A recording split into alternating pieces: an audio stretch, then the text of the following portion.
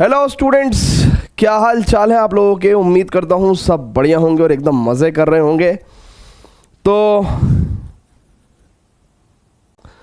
Hello students, क्या हाल चाल है आप लोगों के। उम्मीद करता हूँ सब बढ़िया होंगे और एकदम मज़े कर रहे होंगे। तो आज हम लोग स्टार्ट करने जा रहे हैं एक्सरसाइज 7.5 का introduction of chapter number 7 integrals of class 12th maths. बच्चों सो फार हम लोग 4 एक्सरसाइज कर चुके हैं, है ना। एंड अगर हम छोटा सा एक रिकॉल करें तो 7.1 में 7.1 में, ठीक है ना, 7.1 में हम लोगों ने एक बेसिक स्टैंडर्ड इंटीग्रेशन फार्मूला, है ना। So standard integration formula based integration किया था, है ना। सो स्टैंडर्ड इंटीग्रल्स फार्मूला, इसके ऊपर हम लोगों ने क्वेश्चंस किए थे। 7.2 में, है ना, एक रिकॉल करना ज़्यादा सही है हमेशा कभी भी कोई एक्सरसाइज स्टार्ट कर रहे हैं। सो यहाँ पे 7.2 में हम लोगों ने इंटीग्रेशन बाय सब्स्टिट्यूशन का इस्तेमाल किया था, ठीक है। इसी के ऊपर क्वेश्चंस किए थे हमने सॉल्व।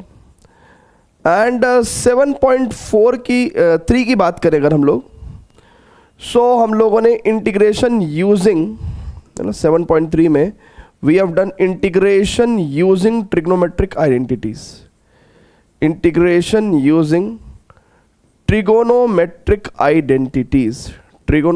identities, ठीक है। एंड रिसेंटली हमने इससे जो पिछली एक्सरसाइज थी 7.4, उसके अंदर हम लोगों ने mainly 1 upon quadratic, 1 upon root quadratic, linear upon quadratic, linear upon root quadratic, ये 4 तरह के इंटीग्रेशन की प्रॉब्लम हमने सॉल्व करी थी, ठीक है ना।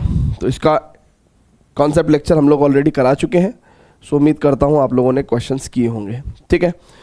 अब 7.5 का इंट्रोडक्शन जो है बच्चों, इसमें अगर आपको ध्यान हो, बहुत अच्छे से हमने 7.2 में बताया था आपको कि इंटीग्रेशन करने की मेनली 3 टेक्निक्स होती हैं, जिसमें कि one of the technique is integration by substitution, another technique is integration by partial fraction, integration by partial fraction, और एक लास्ट टेक्निक, लास्ट बड़ी टेक्निक जो होती है वो होती है इंटीग्रेशन बाय पार्ट्स, जो इससे अगली एक्सरसाइज है। तो इस एक्सरसाइज में 7.5 में हम लोग इंटीग्रेशन बाय पार्शियल फ्रैक्शन को पढ़ेंगे, है ना। इंटीग्रेशन बाय पार्शियल फ्रैक्शन को पढ़ेंगे, ठीक है बच्चों। Is it clear to everyone? ठीक है। So integration by partial fraction is our topic of the today, ठीक है। तो आइए लेक्चर को प्रोसीड करते हैं और इंटीग्रेशन बाय पार्शियल फ्रैक्शन पढ़ेंगे, ठीक है ना। So students, before proceeding further एक छोटा सा रिमाइंडर, होपफुली आप लोगों की स्टडीज़ अच्छी चल रही होगी। हमारा सफल बैच, एक जो ईयर लॉन्ग प्रोग्राम हम लोग चलाते हैं, 12th boards plus CVT maths special batch है। और रिसेंटली यानी कि 14 अगस्त अभी हमने ताज़ा ही बुक 2 को लाइव बेसिस पे स्टार्ट किया है। बुक 1 हम ख़त्म कर चुके हैं। सो बुक 1 का एंटायर चैप्टर्स, लेक्चर्स, जो डाउट सेशंस एंड एंटायरली, है ना, DPPs, उसके नोट सॉल्यूशन सब आपको अवेलेबल रहेंगी। और बुक 1 से आप कभी भी डाउट्स भी पूछ सकते हैं हमारे डाउट सेशन में, ठीक है ना, no problem at all. So book 2 entry, ठीक है ना। सो बुक 2 स्टार्ट करी है हमने रिसेंटली। सो इनकेस अगर आप लोगों को ये जो लेक्चर सीरीज़ है बहुत अच्छी लग रही है और आप मेरे साथ पढ़ने में एंजॉय कर रहे हैं, तो आप रेगुलर बेसिस पे मेरे साथ सफल बैच में पढ़ सकते हैं। एंड 7 से 8:30 डेली क्लासेस रहती है। जनरली बच्चों के बैच में 2 ही कंसर्न रहते हैं कि किस पॉइंट पे ज्वाइन किया जाए। तो बुक 2 एक ऐसी स्टार्टिंग है कि वहाँ से सभी टॉपिक्स आपको ईजिली समझ में आ जाएंगे, है ना। जनरली भी किसी भी बैच को हम लोग ज्वाइन करते हैं तो 2 ही मेजर कंसर्न होते हैं कि हमें चीज़ें समझ में आएंगी बीच से या नहीं। तो बुक 2 से चीज़ें समझ में आएंगी आपको, है ना, अच्छे से, क्योंकि इसका बुक 1 से सच कोई बहुत ज़्यादा रिलेशन नहीं है। एंड सेकेंडली बैच का प्राइस भी एक बच्चों का कंसर्न रहता है, वो भी हमने बहुत ज़्यादा रिड्यूस कर दिया है। मैं ही उसके अंदर रेगुलरली क्लासेस लेता हूँ डेली बेसिस पे। डेली हमारी लाइव इंटरेक्टिव क्लासेस होती हैं, डेडिकेटेड डाउट सेशंस होते हैं हमारे, ठीक है ना। And then notes and recording आपको सभी सेशंस के पूरे साल भर अवेलेबल रहेंगे। NCERT के अलावा हम लोग बच्चों को अपनी डेली प्रैक्टिस प्रॉब्लम्स देते हैं, जो कि अपने आप में एग्जॉस्टिव है, ठीक है ना, और आपको एनसीईआरटी के अलावा, है ना, हमारे डीपीपीस के अलावा आपको कुछ करने की ज़रूरत नहीं है। सो हम लोग पूरा एक कंप्लीट स्टडी करिकुलम लेके चलते हैं, पीरियोडिक टेस्ट भी होंगे आपके, एंड आप इस बैच को किसी भी डिवाइस से आप एक्सेस भी कर पाओगे। एंड जैसे कि अभी एग्ज़ाम बहुत नज़दीक तो नहीं है, लेकिन हाँ अब धीरे धीरे हाफ ईयरली और ये प्री बोर्ड्स वगैरह ये सब आने शुरू हो जाएंगे, तो स्टूडेंट्स की नॉन एजुकेशनल क्वेरीज़ के लिए we are also going to organize periodically open mic session, जिसके अंदर हम लोग नॉन एकेडमिक क्वेरीज को भी हैंडल करेंगे। So if you guys want, है ना, if you guys really enjoy studies with me, you should join, है ना। और कोई क्वेरी होगी आप इस नंबर पे आप बात कर सकते हैं, तो आपकी किसी भी क्वेरी को रिजॉल्व करने की कोशिश करेंगे, है ना। ओके स्टूडेंट्स, तो आगे बढ़ते हैं और आज का टॉपिक लिखते हैं। टॉपिक का नाम है इंटीग्रेशन बाय पार्शियल फ्रैक्शन, है ना, integration by partial fraction, integration by partial fraction, integration by partial fraction. ठीक है बच्चों, okay, integration by partial fraction. अब बच्चों बहुत ही ध्यान से देखिएगा, इंटीग्रेशन बाय पार्शियल फ्रैक्शन। देखिए जो integration by partial fraction technique है वो पहली बात तो कहाँ यूज होगी और कब यूज होगी, है ना।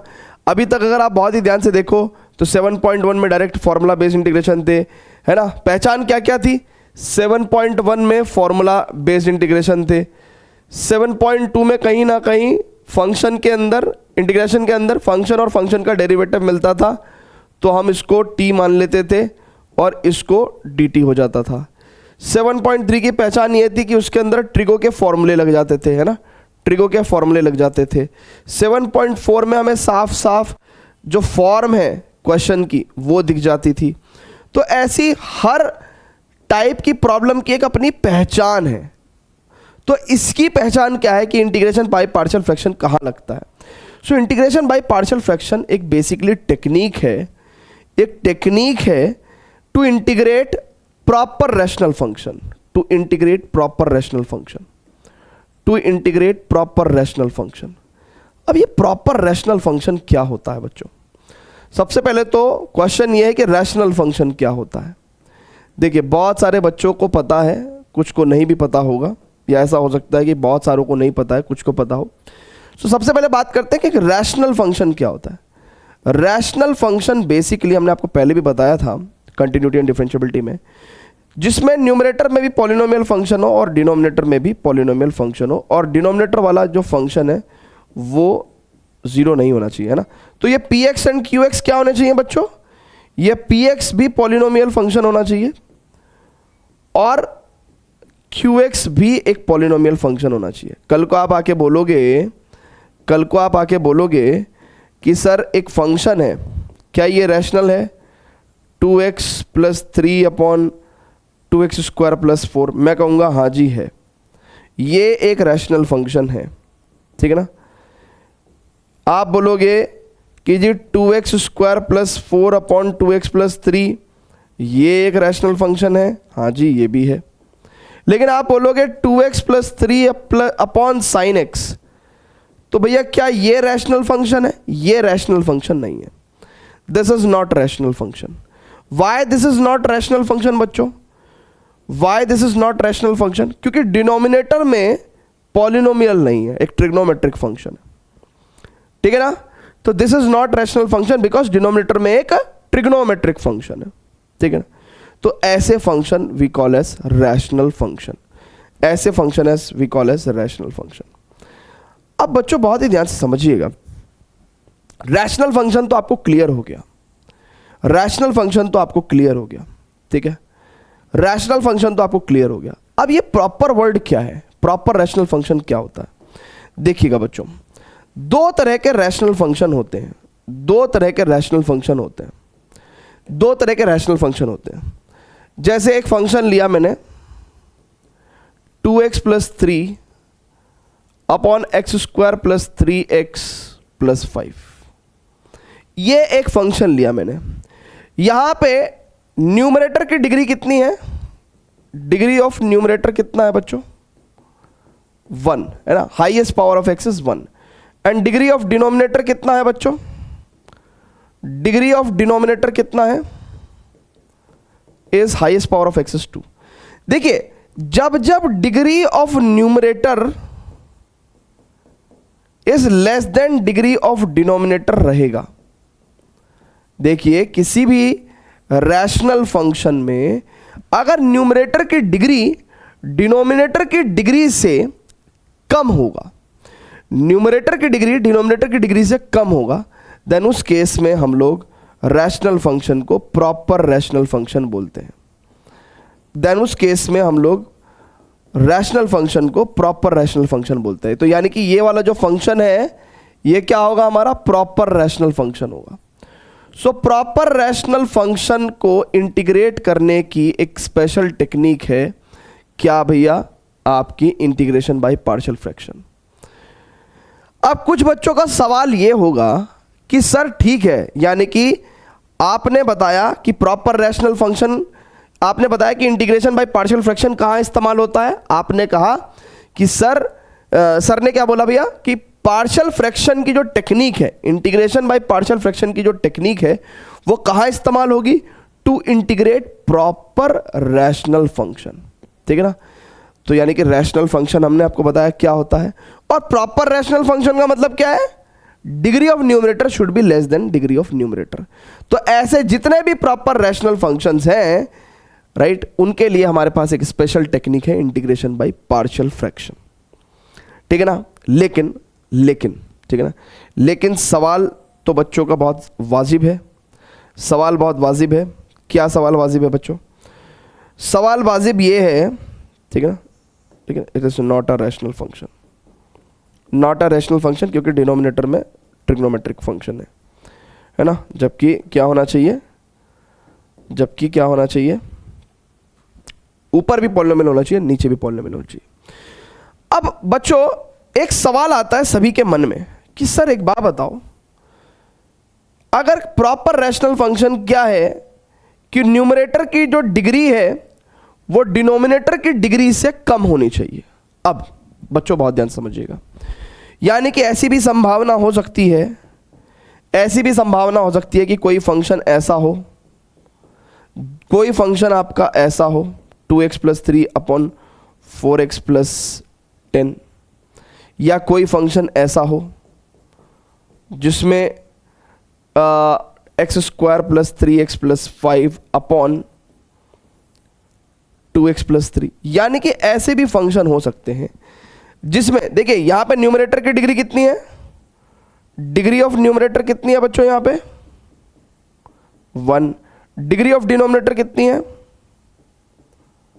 1, यहां पे डिग्री ऑफ न्यूमरेटर कितनी है बच्चों, डिग्री ऑफ न्यूमरेटर कितना है आपको 2 है ना, highest power of x is 2, and degree of denominator कितना है इज 1। तो यानी कि बच्चों यहां से मैं आपको एक बात बताना चाहता हूं कि ऐसे रैशनल फंक्शन जहां पे डिग्री ऑफ न्यूमरेटर या तो डिग्री ऑफ डिनोमिनेटर के इक्वल हो, या तो डिग्री ऑफ डिनोमिनेटर के इक्वल हो या बड़ी हो, यानी कि ऐसी भी स्थिति हो सकती है, ऐसी भी स्थिति हो सकती है क्या बच्चों कि या तो degree of numerator degree of denominator के इक्वल हो, या degree of numerator degree of denominator से ज़्यादा हो। ठीक है ना, ऐसी भी स्थिति हो सकती है ना बच्चों, ऐसी भी स्थिति हो सकती है ना। और अगर ऐसी स्थिति हुई किसी भी रैशनल फंक्शन की, अगर ऐसी स्थिति हुई किसी भी रैशनल फंक्शन की, तो भैया इसका मतलब वो क्या हुआ, वो एक इम्प्रॉपर रैशनल फंक्शन हुआ। वो क्या हुआ, वो एक इम्प्रॉपर रैशनल फंक्शन हुआ, एक इम्प्रॉपर रैशनल फंक्शन हुआ। लेकिन हमने आपको क्या बताया कि पार्शियल फ्रैक्शन की जो टेक्निक है वो किसके लिए है, वो प्रॉपर रैशनल फंक्शन के लिए है, वो प्रॉपर रैशनल फंक्शन के लिए है। तो यानी कि पार्शियल फ्रैक्शन की टेक्निक लगाने से पहले सबसे पहला काम क्या होगा, हमें यह चेक करना है कि क्या हमारा रैशनल फंक्शन प्रॉपर है कि नहीं है। अगर प्रॉपर है तभी हम लोग पार्शियल फ्रैक्शन टेक्निक्स लगाएंगे, तभी हम लोग पार्शियल फ्रैक्शन टेक्निक लगाएंगे। ठीक है भैया, अरे जल्दी से बोल दो भाई, क्या आपको क्लियर है क्या? लेकिन सर जी एक बात बताओ, जिस दिन इम्प्रॉपर रैशनल फंक्शन होगा उस दिन हम इंटीग्रेशन कैसे करेंगे, उस दिन हम लोग इंटीग्रेशन कैसे करेंगे? भाई अगर आपके देखिए आपके केस में यहाँ पे हमने ये दो जो फंक्शन है ये कैसे हैं, ये तो इम्प्रॉपर रैशनल फंक्शन है ना। तो सर जी इम्प्रॉपर रैशनल फंक्शन को कैसे इंटीग्रेट करेंगे? देखिए जो इम्प्रॉपर रैशनल फंक्शन है ना उसको पहले हम लोग क्या करेंगे, इम्प्रॉपर रैशनल फंक्शन को बाय डिवीजन यानी कि डिवाइड करेंगे और हम लोग क्या करेंगे, प्रॉपर रैशनल फंक्शन में कन्वर्ट करेंगे। हम लोग इम्प्रॉपर रैशनल फंक्शन को कैसे इंटीग्रेट करेंगे बच्चों, डिवीजन करके प्रॉपर रैशनल फंक्शन में कन्वर्ट करेंगे, तब जाके इंटीग्रेशन होगा। तो ऐसा जब कोई केस आएगा तब हम आपको बताएंगे, ठीक है ना। ऐसा जब कोई केस आएगा तब हम आपको बताएंगे। फिलहाल कंक्लूजन क्या है, कंक्लूजन ये है कि भैया हमें सर जी ने अभी क्या बताया है कि भैया ये जो पार्शियल फ्रैक्शन टेक्निक है वो प्रॉपर रैशनल फंक्शन के लिए हम लोग इस्तेमाल करते हैं। रैशनल फंक्शन कैसे होते हैं, जहाँ पे न्यूमरेटर में भी पॉलिनोमियल है डिनोमिनेटर में भी पॉलिनोमियल, तो ये दोनों फंक्शन रैशनल थे। ये एक फंक्शन था जो कि नॉट अ रैशनल फंक्शन है ना, क्योंकि इसके अंदर डिनोमिनेटर में ट्रिग्नोमेट्रिक फंक्शन हो गया, जबकि रैशनल फंक्शन में न्यूमरेटर एंड डिनोमिनेटर में दोनों में पॉलिनोमियल होना चाहिए। फिर हमने कहा कि चलो रैशनल फंक्शन तो सर क्लियर हो गया, बट आपने कहा कि पार्शियल फ्रैक्शन टेक्निक तो प्रॉपर रैशनल फंक्शन के लिए इस्तेमाल होती है। अब ये प्रॉपर रैशनल फंक्शन क्या है, तो हमने कहा कि भैया जब degree of numerator less than होगी डिग्री ऑफ डिनोमिनेटर से, तब हमारे पास एक rational function proper rational function होगा एंड हम क्या कर पाएंगे, पार्शियल फ्रैक्शन टेक्निक को इस्तेमाल करके उसका इंटीग्रेशन कर पाएंगे, ठीक है ना। लेकिन सर जी अगर डिग्री ऑफ न्यूमरेटर बराबर रही डिग्री ऑफ डिनोमिनेटर के या डिग्री ऑफ न्यूमरेटर बड़ी रही डिग्री ऑफ डिनोमिनेटर से, तो क्या होगा, ऐसे रैशनल फंक्शन को हम लोग इम्प्रॉपर रैशनल फंक्शन बोलते हैं। और एक इम्प्रॉपर रैशनल फंक्शन को अगर हमें इंटीग्रेट करना है तो पहले हमें उसे डिवीजन करके प्रॉपर रैशनल फंक्शन में कन्वर्ट करना पड़ेगा और तब जाके हम लोग उसका इंटीग्रेशन कर पाएंगे। तो ये वाला जो पार्ट है, ऐसी कोई स्थिति जब हमारे पास आएगी, देखिए कभी अगर हमारे पास, भाई अभी इतने सारे क्वेश्चन करेंगे तो डेफिनेटली कभी ना कभी तो हमारे पास एक इम्प्रॉपर रैशनल फंक्शन आएगा। तो जब भी एक इम्प्रॉपर रैशनल फंक्शन आएगा उसका इंटीग्रेशन कैसे होगा, इसके बारे में तो हम लोग बाद में बात करेंगे, है ना, लेटर ऑन बात करेंगे बच्चों।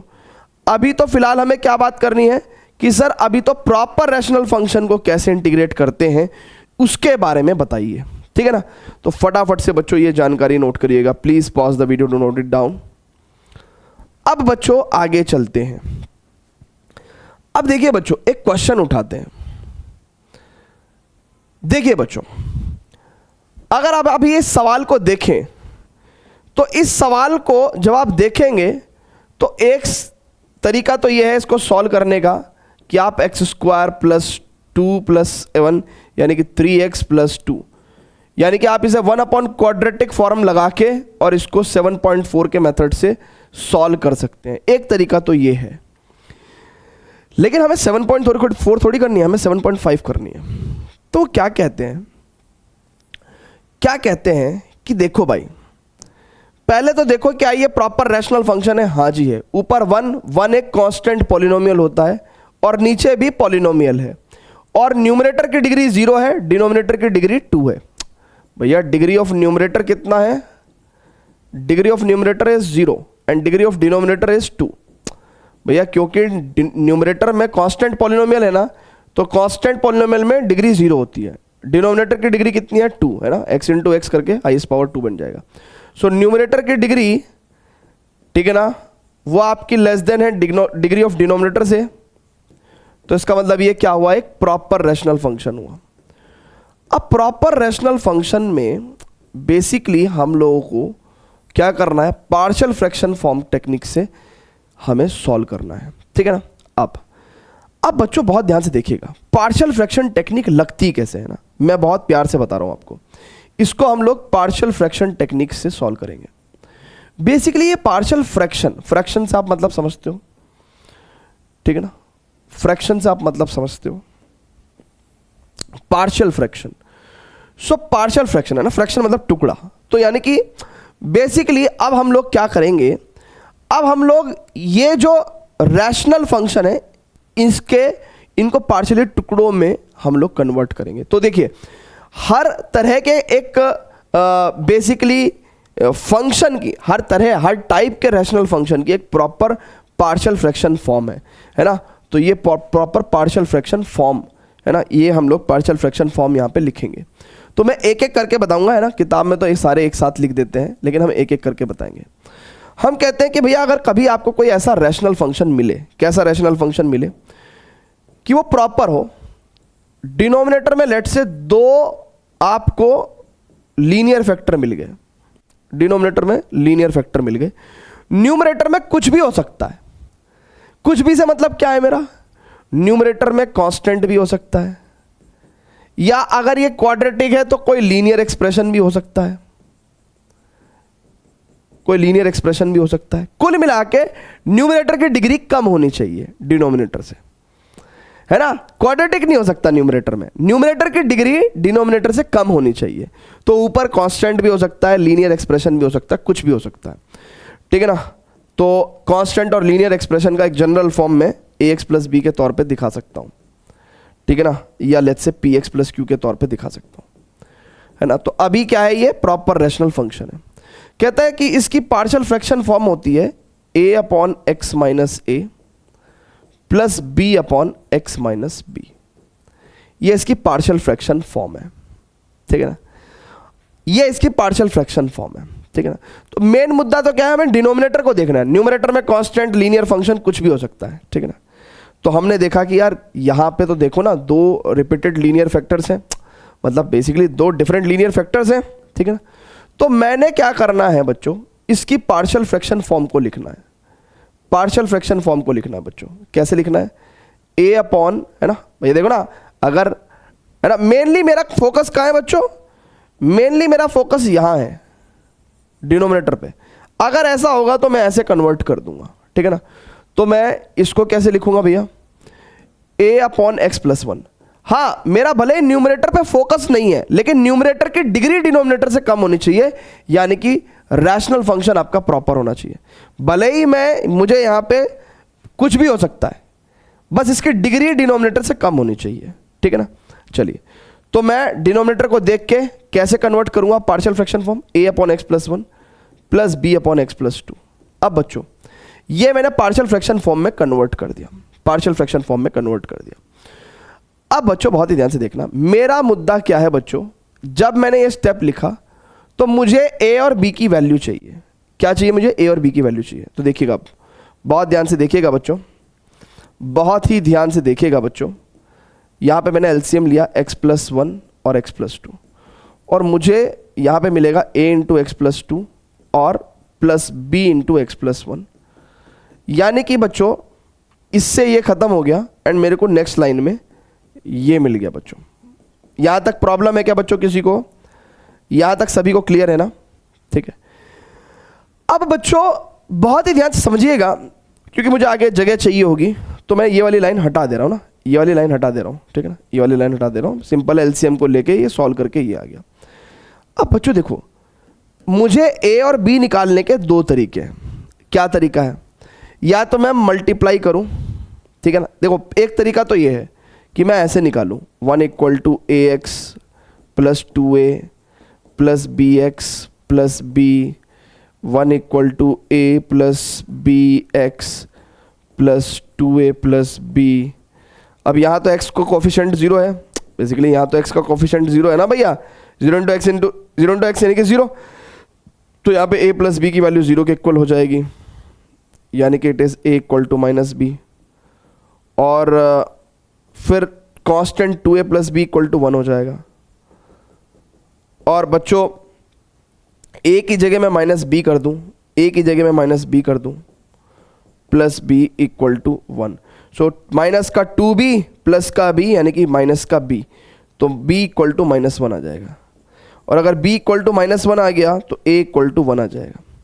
तो या तो एक ये तरीका है, a को 1 और b को माइनस 1 निकालने का, एक तो ये तरीका है ना। तो यहाँ पे मैंने लिख दे दिया a equal to 1 and b equal to minus 1, ठीक है ना भैया। पार्शियल फ्रैक्शन फॉर्म के बाद मुझे क्या चाहिए, a की वैल्यू 1 और b की वैल्यू माइनस 1 मैंने निकाल दी ऑन कंपैरिजन, ठीक है ना। एक तरीका तो ये है निकालने का, जो कि एनसीईआरटी में भी इस्तेमाल किया गया है। इसको मैं कहता हूं बहुत लेंथी मेथड है, दैट इज बोगस मेथड। मैं इसको तरीके से करता हूं, देखिए मैं ऐसे ना निकाल के मैं ऐसे निकालता हूं कि x की कोई भी value both side of equation को सेटिस्फाई करेगी डेफिनेटली। मैं एक बार ना इस क्वांटिटी को जीरो कर देता हूं, यानी कि x की वैल्यू -2 ले लिया मैंने, बोथ साइड ले लिया, क्योंकि भैया ये तो x की किसी भी वैल्यू के लिए सेटिस्फाई होगा ना। सो लेफ्ट साइड में तो x को रखने की जगह ही नहीं है, लेफ्ट साइड में तो x रखने की जगह ही नहीं है। a ये -2 + 2 और b -2 + 1। सो देखिए ये क्वांटिटी तो जीरो हो गई, तो 1 = b और -2 + 1 -1 हो गया, तो मेरे को b यहाँ से -1 मिल गया। तो देखिए कितना प्यारा सा हमारे पास 2 लाइन में b आ गया। अब मेरे पास b आ गया -1। अब मैं क्या करूँगा, देखिए एक बार x = -2 रख चुका, अब एक बार मैं इसको जीरो कर दूंगा, है ना। तो इसको जीरो करने के लिए x की वैल्यू -1 रखनी पड़ेगी। सो मैंने x की वैल्यू -1 रखी। अब बच्चों जब मैंने x की वैल्यू -1 रखी तो लेफ्ट में रखने की तो जुगाड़ ही नहीं है ना। सो a और x की जगह -1 + 2 और प्लस b -1 + 1, तो ये क्वांटिटी तो जीरो हो जाएगी और 2 - 1 1, तो यानी कि a की वैल्यू कितनी होगी, 1 आ गई। सो देखिए यहाँ पे a की वैल्यू 1 और b की वैल्यू -1 कितने स्मूथली आ गई, है ना, बहुत स्मूथली आ गई, ठीक है ना, बहुत स्मूथली आ गई। अब बच्चों बहुत ही ध्यान से देखेंगे, एक बार ये हो गया, तो अगर आप बहुत ही ध्यान से देखेंगे एक बार ये हो गया, ठीक है। अच्छा ये जो जानकारी मैंने यहाँ पे लिखी हुई है, ठीक है, फिलहाल अभी इसको मैं वैसे तो नेक्स्ट पेज पे ले जाऊँगा, ठीक है ना। फिलहाल मैं अभी इसको यहाँ पे नीचे कर दे रहा हूँ। अभी फिलहाल देखो, मान लो ये इंटीग्रेशन की समस्या, और बहुत ध्यान से देखिएगा। अब बच्चों बहुत ही ध्यान से देखिएगा, इस लाइन को देखिए, 1/, बच्चों बहुत ही ध्यान से देखिएगा, 1/x + 1 × x + 2। अब आप कैसे लिख पाएंगे, a कितना है 1, तो इसको 1/x + 1 के तौर पे लिख पाएंगे, और b कितना है -1, है ना, b की जगह -1, तो आपने इसको ऐसे कर दिया। अब अगर आप बहुत ही ध्यान से देखिएगा बच्चों, आपने इसको ऐसे कर दिया ना, ठीक है, आपने इसको ऐसे कर दिया भैया, ये स्टेप को आपने ऐसे लिख दिया। अब आपका जो इंटीग्रेशन है बच्चों, आपका जो इंटीग्रेशन है i, उसकी हालत देखो क्या होगी। एक्चुअली मैं इस क्वांटिटी की जगह ये लिख सकता हूं, यानी कि मेरे इंटीग्रैंड की वैल्यू क्या आ गई, ये आ गई। नहीं आई बात समझ में भैया, आप इसको वैसे ना देख के ऐसे देखो। अब बच्चों एक बात देखो ना, बहुत ध्यान से देखो ना, मैंने इस स्टेप को ऐसे लिख दिया, और ये स्टेप एक्चुअल में है क्या, ये इंटीग्रैंड ही तो है, देखो ना, ये इंटीग्रैंड ही तो है। तो अगर मैं इंटीग्रेशन ले रहा हूं बोथ साइड, सो बेसिकली यही क्वांटिटी तो निकाल रहा हूं मैं, तो यानी कि मेरे पास मेरा i कितना आ जाएगा, इट इज़ बहुत ध्यान से देखेंगे तो 1/x + 1 dx minus 1/x + 2 dx, ठीक है। एंड बच्चों इसका इंटीग्रेशन तो सिंपल है ना, 1/something is log modulus something upon something का डिफरेंशिएशन यानी कि 1 माइनस 1/something का integration log modulus something upon something का डिफरेंशिएशन 1 + c। और अब फाइनली बच्चों अगर आप देखें तो log m - log n कितना होता है बच्चों, log m - log n कितना होता है, log m/n होता है। तो यहां पे मैं इसको log मॉड्यूलस x + 1/x + 2 के तौर पे भी लिख सकता हूं। सो देखिए किस खूबसूरती से हमारा ये जो क्वेश्चन है उसको हम इंटीग्रेट कर पाए, किस खूबसूरती से, है ना। तो एक प्रॉपर रैशनल फंक्शन को हम उसकी पार्शियल फ्रैक्शन फॉर्म, देखिएगा ये एक प्रॉपर रैशनल फंक्शन था, और हम उसकी पार्शियल फ्रैक्शन फॉर्म का इस्तेमाल करते हुए हमने इस्तेमाल किया, और कैसे a और b निकाल के क्वेश्चन चुटकियों में सॉल्व हो गया, ठीक है ना। क्योंकि ये दोनों अलग अलग इंटीग्रेशन करने बड़े आसान है, ठीक है ना, ये बड़े आसान है, ठीक है ना। तो log modulus x + 1/x + 2 + c, ठीक है ना, ऐसा ही है। तो ये जो कहानी है ये एक्चुअली में मैं अगले पेज पे लिख देता हूं, ये कॉपी भी हो जाती है यार, ठीक है। अब यहां पे मैं कॉपी करना चाहता हूं, अगर हो जाएगा क्या, नहीं हो पाएगा ना, चलिए। अब मैं यहां पे आपको 1 बाय 1 करके लिखवाऊंगा। देखिए यहां पे मैं कुछ प्रॉपर रैशनल फंक्शन लिखूंगा। देखिए जब वर्ड मैं प्रॉपर यूज कर देता हूं ना, जैसे ही मैंने वर्ड यूज किया, क्या बच्चों मैंने क्या यूज किया, प्रॉपर वर्ड यूज किया, तो आप समझ जाओ कि न्यूमरेटर, देखिए जैसे ही मैंने प्रॉपर रैशनल फंक्शन यूज किया वर्ड, तो वैसे ही आपके दिमाग में खट से क्या आना चाहिए, degree of numerator should be less than degree of denominator, ठीक है ना। तो अगर आपको डिनोमिनेटर में लेट से 2 लीनियर फैक्टर्स दे रखे हैं, तो ये क्वाड्रेटिक एक्सप्रेशन हो गया है ना, टोटल ये क्या हो गया, क्वाड्रेटिक एक्सप्रेशन हो गया। तो न्यूमरेटर में कांस्टेंट भी हो सकता है या फिर कोई लीनियर एक्सप्रेशन भी हो सकता है, ठीक है ना। और किताब की माने तो उन्होंने आपको यहां पे px प्लस क्यू दे रखा है, लेकिन यहां पे कुछ भी हो सकता है, ठीक है ना। तो इसका जो पार्शियल फ्रैक्शन फॉर्म है ना, इसका जो पार्शियल फ्रैक्शन फॉर्म है वो हम धीरे धीरे करके अपडेट करते रहेंगे, है ना। पार्शियल फ्रैक्शन फॉर्म है, उसको हम लोग धीरे धीरे करके अपडेट करते रहेंगे यहीं पे आके। सो इसके पार्शियल फ्रैक्शन फॉर्म क्या है, पार्शियल फ्रैक्शन फॉर्म क्या है, तो मेरा फोकस क्या है, मेरा फोकस नीचे है। मेरा फोकस एक तो यहां पे है और एक प्रॉपर वर्ड पे है कि भैया ऊपर कुछ भी हो डिग्री उसकी कम होनी चाहिए डिनोमिनेटर से। तो अगर ऐसा होगा तो पार्शियल फ्रैक्शन फॉर्म कैसी आएगी बच्चों, फिर पार्शियल फ्रैक्शन फॉर्म कैसी आएगी, a upon x minus a plus b upon x minus b, ठीक है ना। तो ये एक पहली पार्शियल फ्रैक्शन फॉर्म जो है वो मैंने लिख दी है, ठीक है ना, क्लियर है क्या। चलिए अब हम लोग दूसरा क्वेश्चन देखते हैं ना, दूसरा क्वेश्चन। अब हमने दूसरा क्वेश्चन देखा बच्चों, क्या बच्चों, ये एक इम्प्रॉपर रैशनल फंक्शन है, यहां पे डिग्री ऑफ न्यूमरेटर कितना है, 2 है, डिग्री ऑफ डिनोमिनेटर कितना है, 2 है, यानी कि डिग्री ऑफ न्यूमरेटर है ना, वो बेसिकली क्या हो गया, ग्रेटर देन और equal two degree of denominator का केस आ गया। बेसिकली या तो ग्रेटर देन हो या इक्वल हो, तो दोनों केसेस में क्या होता है, ये एक इम्प्रॉपर रैशनल फंक्शन हो जाएगा, ये एक इम्प्रॉपर रैशनल फंक्शन हो जाएगा, ठीक है ना। मतलब आपका ये जो फंक्शन है x square plus 1 upon x square minus 5x plus 6, ये एक इम्प्रॉपर रैशनल फंक्शन है। कैसा फंक्शन है बच्चों, ये इम्प्रॉपर रैशनल फंक्शन है। लेकिन हमारे पास तो हमें सर जी ने क्या कहा है कि जी पार्शियल फ्रैक्शन टेक्निक कहां लगेगी, पार्शियल फ्रैक्शन टेक्निक तो सिर्फ और सिर्फ प्रॉपर रैशनल फंक्शन में लगती है। लेकिन अगर सर ने एक बात और भी तो बताई थी, सर ने ये भी तो बताया था कि अगर इम्प्रॉपर रैशनल फंक्शन है तो उसको प्रॉपर रैशनल फंक्शन में चेंज कर सकते हैं। अगर इम्प्रॉपर रैशनल फंक्शन है तो उसको प्रॉपर रैशनल फंक्शन में चेंज कर सकते हैं, कैसे, बाय डिवीजन, बाय डिवीजन।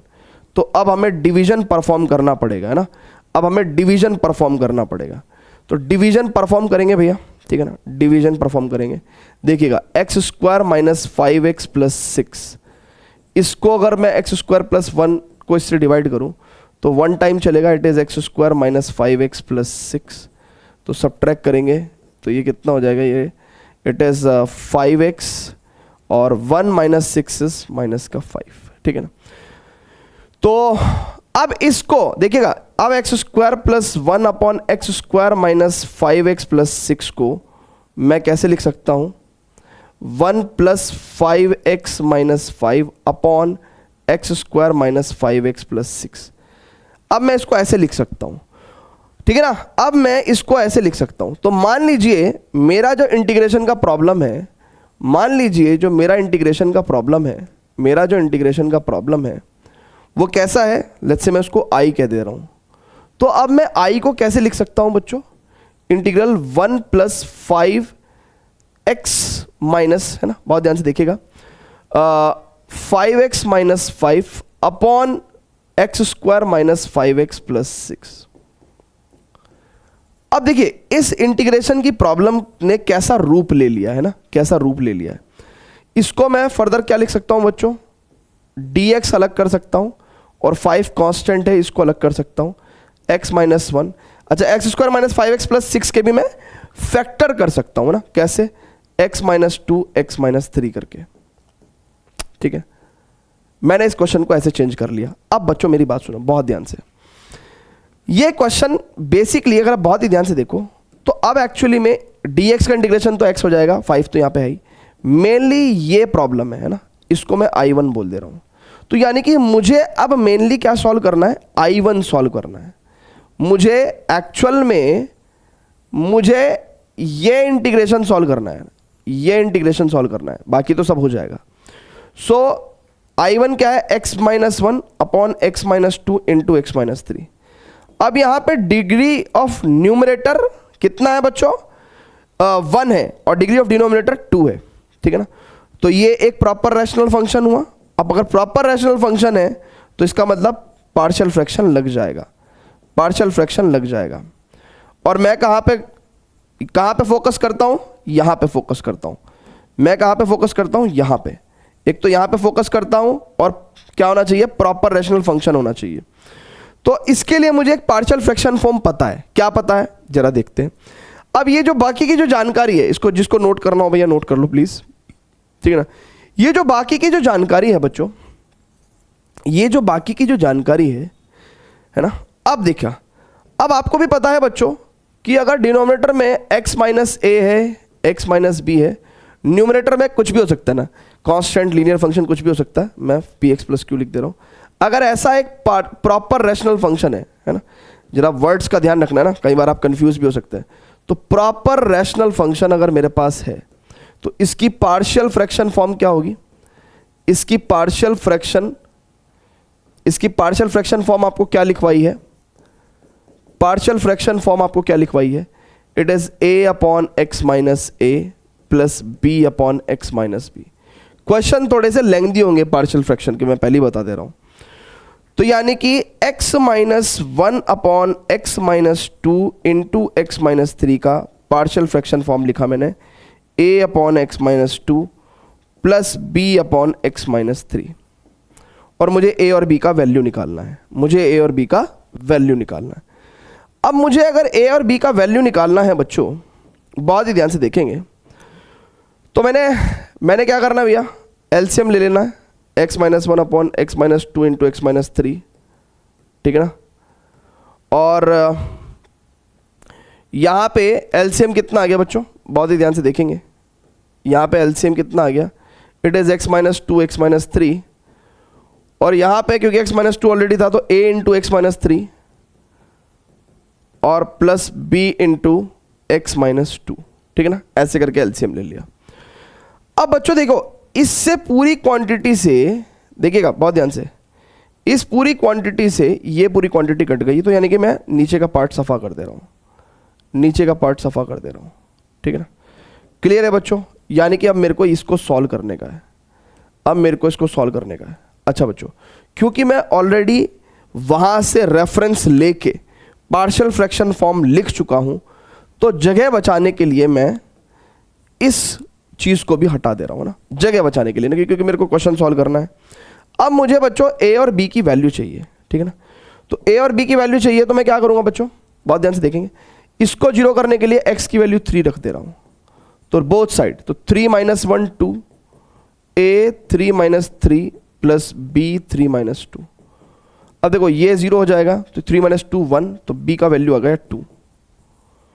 अब बच्चों बहुत ही ध्यान से देखेंगे, एक बार मैंने इसको जीरो किया तो मेरे को b मिल गया, फिर मैं अब एक बार इसको जीरो करता हूं ना, तो x की वैल्यू 2 रखनी पड़ेगी, तो मैंने x की वैल्यू 2 रखी, और x की वैल्यू मैंने अगर 2 रखी तो लेफ्ट साइड में 2 माइनस 1 2 है ना, इसको मैं थोड़ा सा ग्रीन पेन से लिखूं क्या, जिससे कि थोड़ा डिफरेंस दिखाई दे आपको।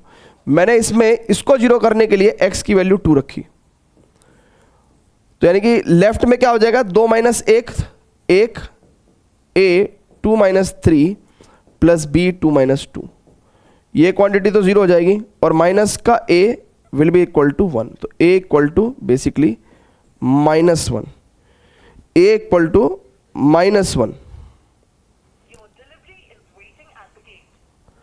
a इक्वल टू कितना हो जाएगा भैया, -1 हो जाएगा। ठीक है, a इक्वल टू कितना हो जाएगा -1 हो जाएगा। अब बच्चों बहुत ही ध्यान से देखिएगा, जैसे ही मेरे पास a और b आ गया, जैसे ही मेरे पास a और b आ गया, ठीक है ना, ये काम मेरे को फेयर में ही करना है, रफ में नहीं करना है। तो इसका मतलब बहुत ही ध्यान से देखिएगा, यहां पे ये जो एक्सप्रेशन है वो कैसा रूप ले लेगा, ये जो एक्सप्रेशन है a upon x minus two यानी कि -1 अपॉन एक्स माइनस टू, ठीक है ना। बेसिकली अगर आप बहुत ही ध्यान से देखें तो बहुत ध्यान से देखेंगे बच्चों, बेसिकली बच्चों ये जो आपका एक्सप्रेशन है ये वाला, यानी कि x minus 1 upon x minus two into x minus 3, इसका वैल्यू कितना हो जाएगा a upon x minus two यानी कि -1 upon x minus two plus b upon x minus 3 यानी कि b कितना है 2, तो 2 अपॉन एक्स माइनस 3। ठीक है, ठीक है बच्चों, क्लियर है क्या? अब बच्चों बहुत ही ध्यान से देखेंगे, अब अपने I1 पे आ जाओ, है ना, I1 पे आ जाओ। I1 एग्जैक्टली है क्या था बच्चों? I1 बेसिकली बच्चों देखो ना, ये I1 का इंटीग्रैंड है x minus 1 upon x minus 2 into x minus 3, इसकी वैल्यू तो यही आई है। फिर से देखो, ये और ये क्वांटिटी सेम है, ये और ये क्वांटिटी सेम है, और इसकी वैल्यू क्या आई है, ये आई है। तो क्या मैं I1 को ये लिख सकता हूं? ठीक है ना, so integration -1 upon x minus 2 plus 2 upon x minus 3, तो यानी कि सेपरेट करके करेंगे तो कितना हो जाएगा -1 upon x minus 2 dx plus 2 integration 1 upon x minus 3 dx। So बच्चों बहुत ही ध्यान से देखेंगे, -1 अपॉन समथिंग का integration log modulus something upon something का डिफरेंशिएशन 1, ठीक है, plus 2 this is 1 upon something का इंटीग्रेशन लॉग मॉडुलस समथिंग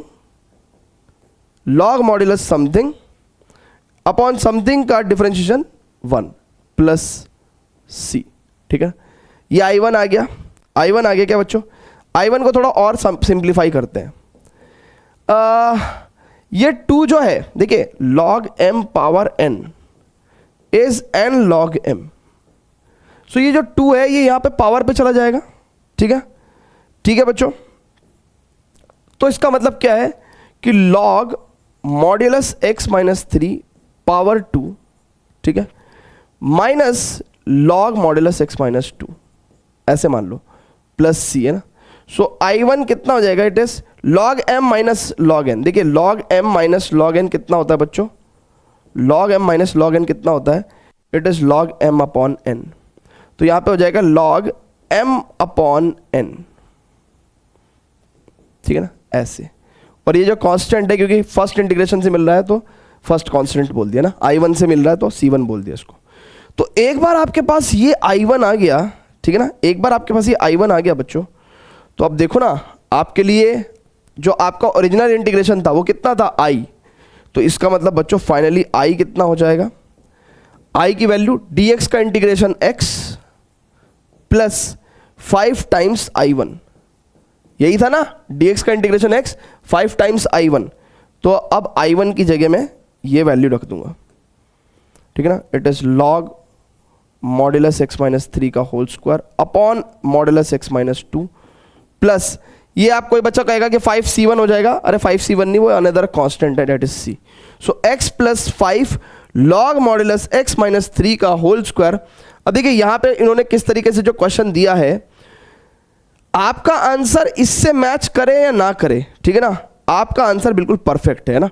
मैं आपको इस आंसर से एनसीईआरटी का आंसर भी निकाल के दिखा दूंगा, कोई इशू नहीं है बच्चों, कोई इशू नहीं है। मैं आपको इस आंसर से भी एनसीईआरटी का आंसर निकाल के दिखा दूंगा, ठीक है। सो देखिए, जैसे मेरा आंसर क्या आ रहा है, मेरा आंसर क्या आ रहा है, मेरा आंसर आ रहा है I equals to x plus 5 log modulus x minus 3 का whole square upon modulus x minus 2 plus c, ठीक है। तो अब देखिए बच्चों, यहाँ पे मैं क्या करूँगा, x plus 5 log m upon n को मैं क्या लिख सकता हूँ, लॉग मॉड्यूलस x माइनस 3 का whole square minus log modulus x minus 2, जैसा वो पहले था, ठीक है ना। अब मैं जरा यहाँ पे 5 से मल्टीप्लाई करूँगा तो x plus 5 log modulus x minus 3 का square minus 5 log modulus x minus 2 plus C. अब बच्चों देखो लॉग m पावर n, तो ये पावर कहाँ आ जाएगी, यहाँ मल्टीप्लीकेशन में आ जाएगी। तो इसका मतलब i equal to x plus 5 दूनी 10 log modulus x minus 3 minus 5 log modulus x minus 2 plus C. ठीक है ना। तो क्या हमें एनसीईआरटी के आंसर से मैच कराना जरूरी है? नहीं। लेकिन क्यों जरूरी है? आपको कैसे पता चलेगा कि जो आंसर मैंने निकाला वो आंसर सही है? आपको मेरे पे भरोसा है, लेकिन अगर आप मान लो कोई क्वेश्चन सॉल्व कर रहे हो तो आपको कैसे पता चलेगा कि आपका आंसर सही है? तो या तो आप उसको किसी टीचर से इवैल्यूएट करवाओ, या फिर आपका जो आंसर है उससे आप एनसीईआरटी के आंसर को मैच कराओ, है ना। तो हम लोग यहीं पे छोड़ देंगे, कोई दिक्कत नहीं है ना, यहीं पे छोड़ देंगे, कोई दिक्कत नहीं है। ठीक है ना। मैंने तो आपकी तसल्ली के लिए मैच कराया है। तो देख रहे हो आप किस तरह से पार्शियल फ्रैक्शन टेक्निक जो है हमें प्रॉपर रैशनल फंक्शन को इंटीग्रेट करने में हेल्प कर रहा है। ठीक है ना। क्लियर है बच्चों? जल्दी से बता दीजिए। तो प्लीज फटाफट से इसको नोट करिएगा, pause the video, note it down. अब स्टूडेंट्स देखते हैं एग्जांपल नंबर 13। अब से जो पिछले वाले क्वेश्चंस थे वो थोड़ा सा देख के फिर भी लग रहे थे कि हाँ मतलब 7.4 में उस तरह का एक आधा क्वेश्चन था। ठीक है ना। जैसे फॉर एग्जांपल अगर हम देखें तो जो इससे पिछले वाला क्वेश्चन किया था हमने, तो 1 अपॉन क्वाड्रेटिक टाइप्स था, 1 अपॉन क्वाड्रेटिक टाइप्स था। तो हमारे पास चॉइस थी कि हम लोग 7.4 या 7.5 किसी भी मेथड से कर सकते हैं, पार्शियल फ्रैक्शन से भी कर सकते हैं, या फिर 1 अपॉन क्वाड्रेटिक की टेक्निक भी लगा सकते हैं। ठीक है ना। बट आगे जब हम फर्दर बढ़े तो यहां पे तो हमारे पास कोई ऐसा तरीका ही नहीं था पार्शियल फ्रैक्शन के अलावा। इसलिए पार्शियल फ्रैक्शन अपने आप में एक यूनिक टेक्निक है। ठीक है ना। जिससे हम लोग एक प्रॉपर रैशनल फंक्शन को इंटीग्रेट कर पाते हैं। ठीक है ना। So find integration of 3x minus 2 upon x plus 1 का होल स्क्वायर x प्लस 3। अब देखिए डिनोमिनेटर की डिग्री आपको साफ साफ दिख रही है। डिनोमिनेटर की डिग्री 3 है क्योंकि स्क्वायर इंटू एक्स क्यूब आ जाएगा, यानी कि डिग्री 3। न्यूमरेटर की डिग्री 1 है, न्यूमरेटर की डिग्री 1, डिनोमिनेटर की डिग्री 3। तो इसका मतलब प्रॉपर रैशनल फंक्शन हो गया। और अगर प्रॉपर रैशनल फंक्शन हो गया तो पार्शियल फ्रैक्शन टेक्निक लग जाएगी, पार्शियल फ्रैक्शन टेक्निक जो है वो लग जाएगी। ठीक है ना। अच्छा, अब थोड़ा सा बात करते हैं कि देखिए अभी तक हमने प्रॉपर रैशनल फंक्शन में हमने एक टाइप पढ़ा जिसमें डिनोमिनेटर में 2 लीनियर फैक्टर्स थे, डिफरेंट लीनियर फैक्टर्स। तो इसकी पार्शियल फ्रैक्शन फॉर्म हमने क्या लिखवाई आपको? इसकी पार्शियल फ्रैक्शन फॉर्म हमने क्या लिखवाई आपको? इसकी पार्शियल फ्रैक्शन फॉर्म हमने आपको क्या लिखवाई? It is a upon x minus A plus B upon x minus B. ठीक है ना। और न्यूमरेटर में कोई कांस्टेंट या लीनियर फंक्शन हो सकता है, तो लेट्स से एक लीनियर फंक्शन लिख दिया है ना। न्यूमरेटर में कुछ भी हो सकता है, बस प्रॉपर रैशनल फंक्शन होना चाहिए। हमारा फोकस तो डिनोमिनेटर पे होता है। अब अगर बच्चों ऐसा हो जाए कि डिनोमिनेटर में ये जो 2 लीनियर फैक्टर अलग अलग हैं, लीनियर फैक्टर रिपीट करने लगे, मतलब x माइनस ए का होल स्क्वायर। अब ये डिनोमिनेटर में ऐसा है ना कि भैया 2 डिफरेंट लीनियर फैक्टर ना होके एक लीनियर फैक्टर रिपीट कर रहा है। तो इसका मतलब क्या है बच्चों? प्रॉपर बनाने के लिए ऊपर कांस्टेंट लीनियर फंक्शन कुछ भी हो सकता है, तो लेट्स से एक लीनियर फंक्शन लिख दिया मैंने। ठीक है। इसकी पार्शियल फ्रैक्शन फॉर्म क्या होगी? It is a upon x minus A plus B upon x minus A का होल स्क्वायर। ठीक है ना। अगर ऐसा होगा तो आप ऐसे बिहेव करेंगे। ठीक है ना। अच्छा, फिर तीसरी टाइप क्या हो सकती है कि यार 2 फैक्टर हैं लेकिन एक रिपीट कर रहा है, दूसरा सिंगल है। नीचे डिग्री 3 है, ऊपर अब कांस्टेंट भी हो सकता है, लीनियर एक्सप्रेशन भी हो सकता है, या क्वाड्रेटिक एक्सप्रेशन भी हो सकता है। बस नीचे वाले से डिग्री कम होनी चाहिए। ठीक है ना। कुछ भी हो सकता है, बट मैंने फिर भी यहां पे सहूलियत के हिसाब से एक ऐसे लीनियर फंक्शन लिख दिया। ठीक है ना। इसकी पार्शियल फ्रैक्शन फॉर्म कैसी होगी बच्चों? a upon x minus A plus B upon x minus A का होल स्क्वायर, यानी कि जो लीनियर फैक्टर रिपीट कर रहा है उसकी पहले सिंगल पावर, फिर डबल पावर, फिर plus c upon x minus B. देखिए इसके अलावा जनरलाइज्ड फॉर्म की अगर हम बात करें तो हमारे पास और भी बहुत सारी फॉर्म होती हैं, लेकिन हम बोर्ड्स पर्सपेक्टिव से पढ़ रहे हैं तो मैं आपको उतनी बात बता रहा हूं जितनी बात बोर्ड एग्जाम्स के पर्सपेक्टिव से आपको जरूरत है, ठीक है ना, बोर्ड पर्सपेक्टिव से आपको जरूरत है, ठीक है ना भैया, क्लियर है क्या? Is it clear to everyone? चलिए अब स्टूडेंट्स ये हो गया proper rational function and then partial fraction form हो गई, ओके। अब बच्चों चौथे नंबर पे हमारे पास क्या और भी डिफरेंट फॉर्म्स हो सकती है? हाँ देखिए, एक ऐसा सिचुएशन भी हो सकता है कि तीन अलग अलग फैक्टर्स हो,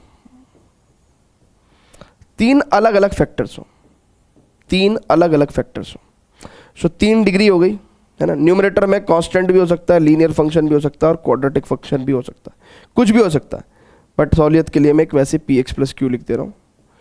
इसका partial fraction form a upon x minus A plus B upon x minus b plus c upon, plus बच्चों बना बहुत ध्यान से देखिएगा, plus c upon x minus c, ठीक है ना, ऐसे, ठीक है ना भैया। तो सिंगल पावर्स हैं तो किस तरीके से बिहेव कर रहे हैं, डबल पावर्स हैं तो पहले सिंगल पावर फिर डबल पावर, है ना।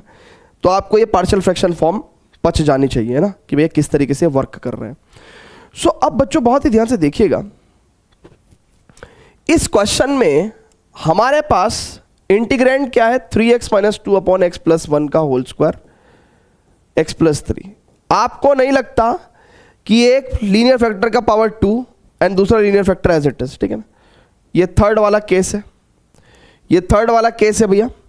तो यानी कि इसकी पार्शियल फ्रैक्शन फॉर्म कैसी आएगी, a upon x plus 1 as it is, फिर b अपॉन एक्स प्लस 1 का whole square and plus c upon x plus 3।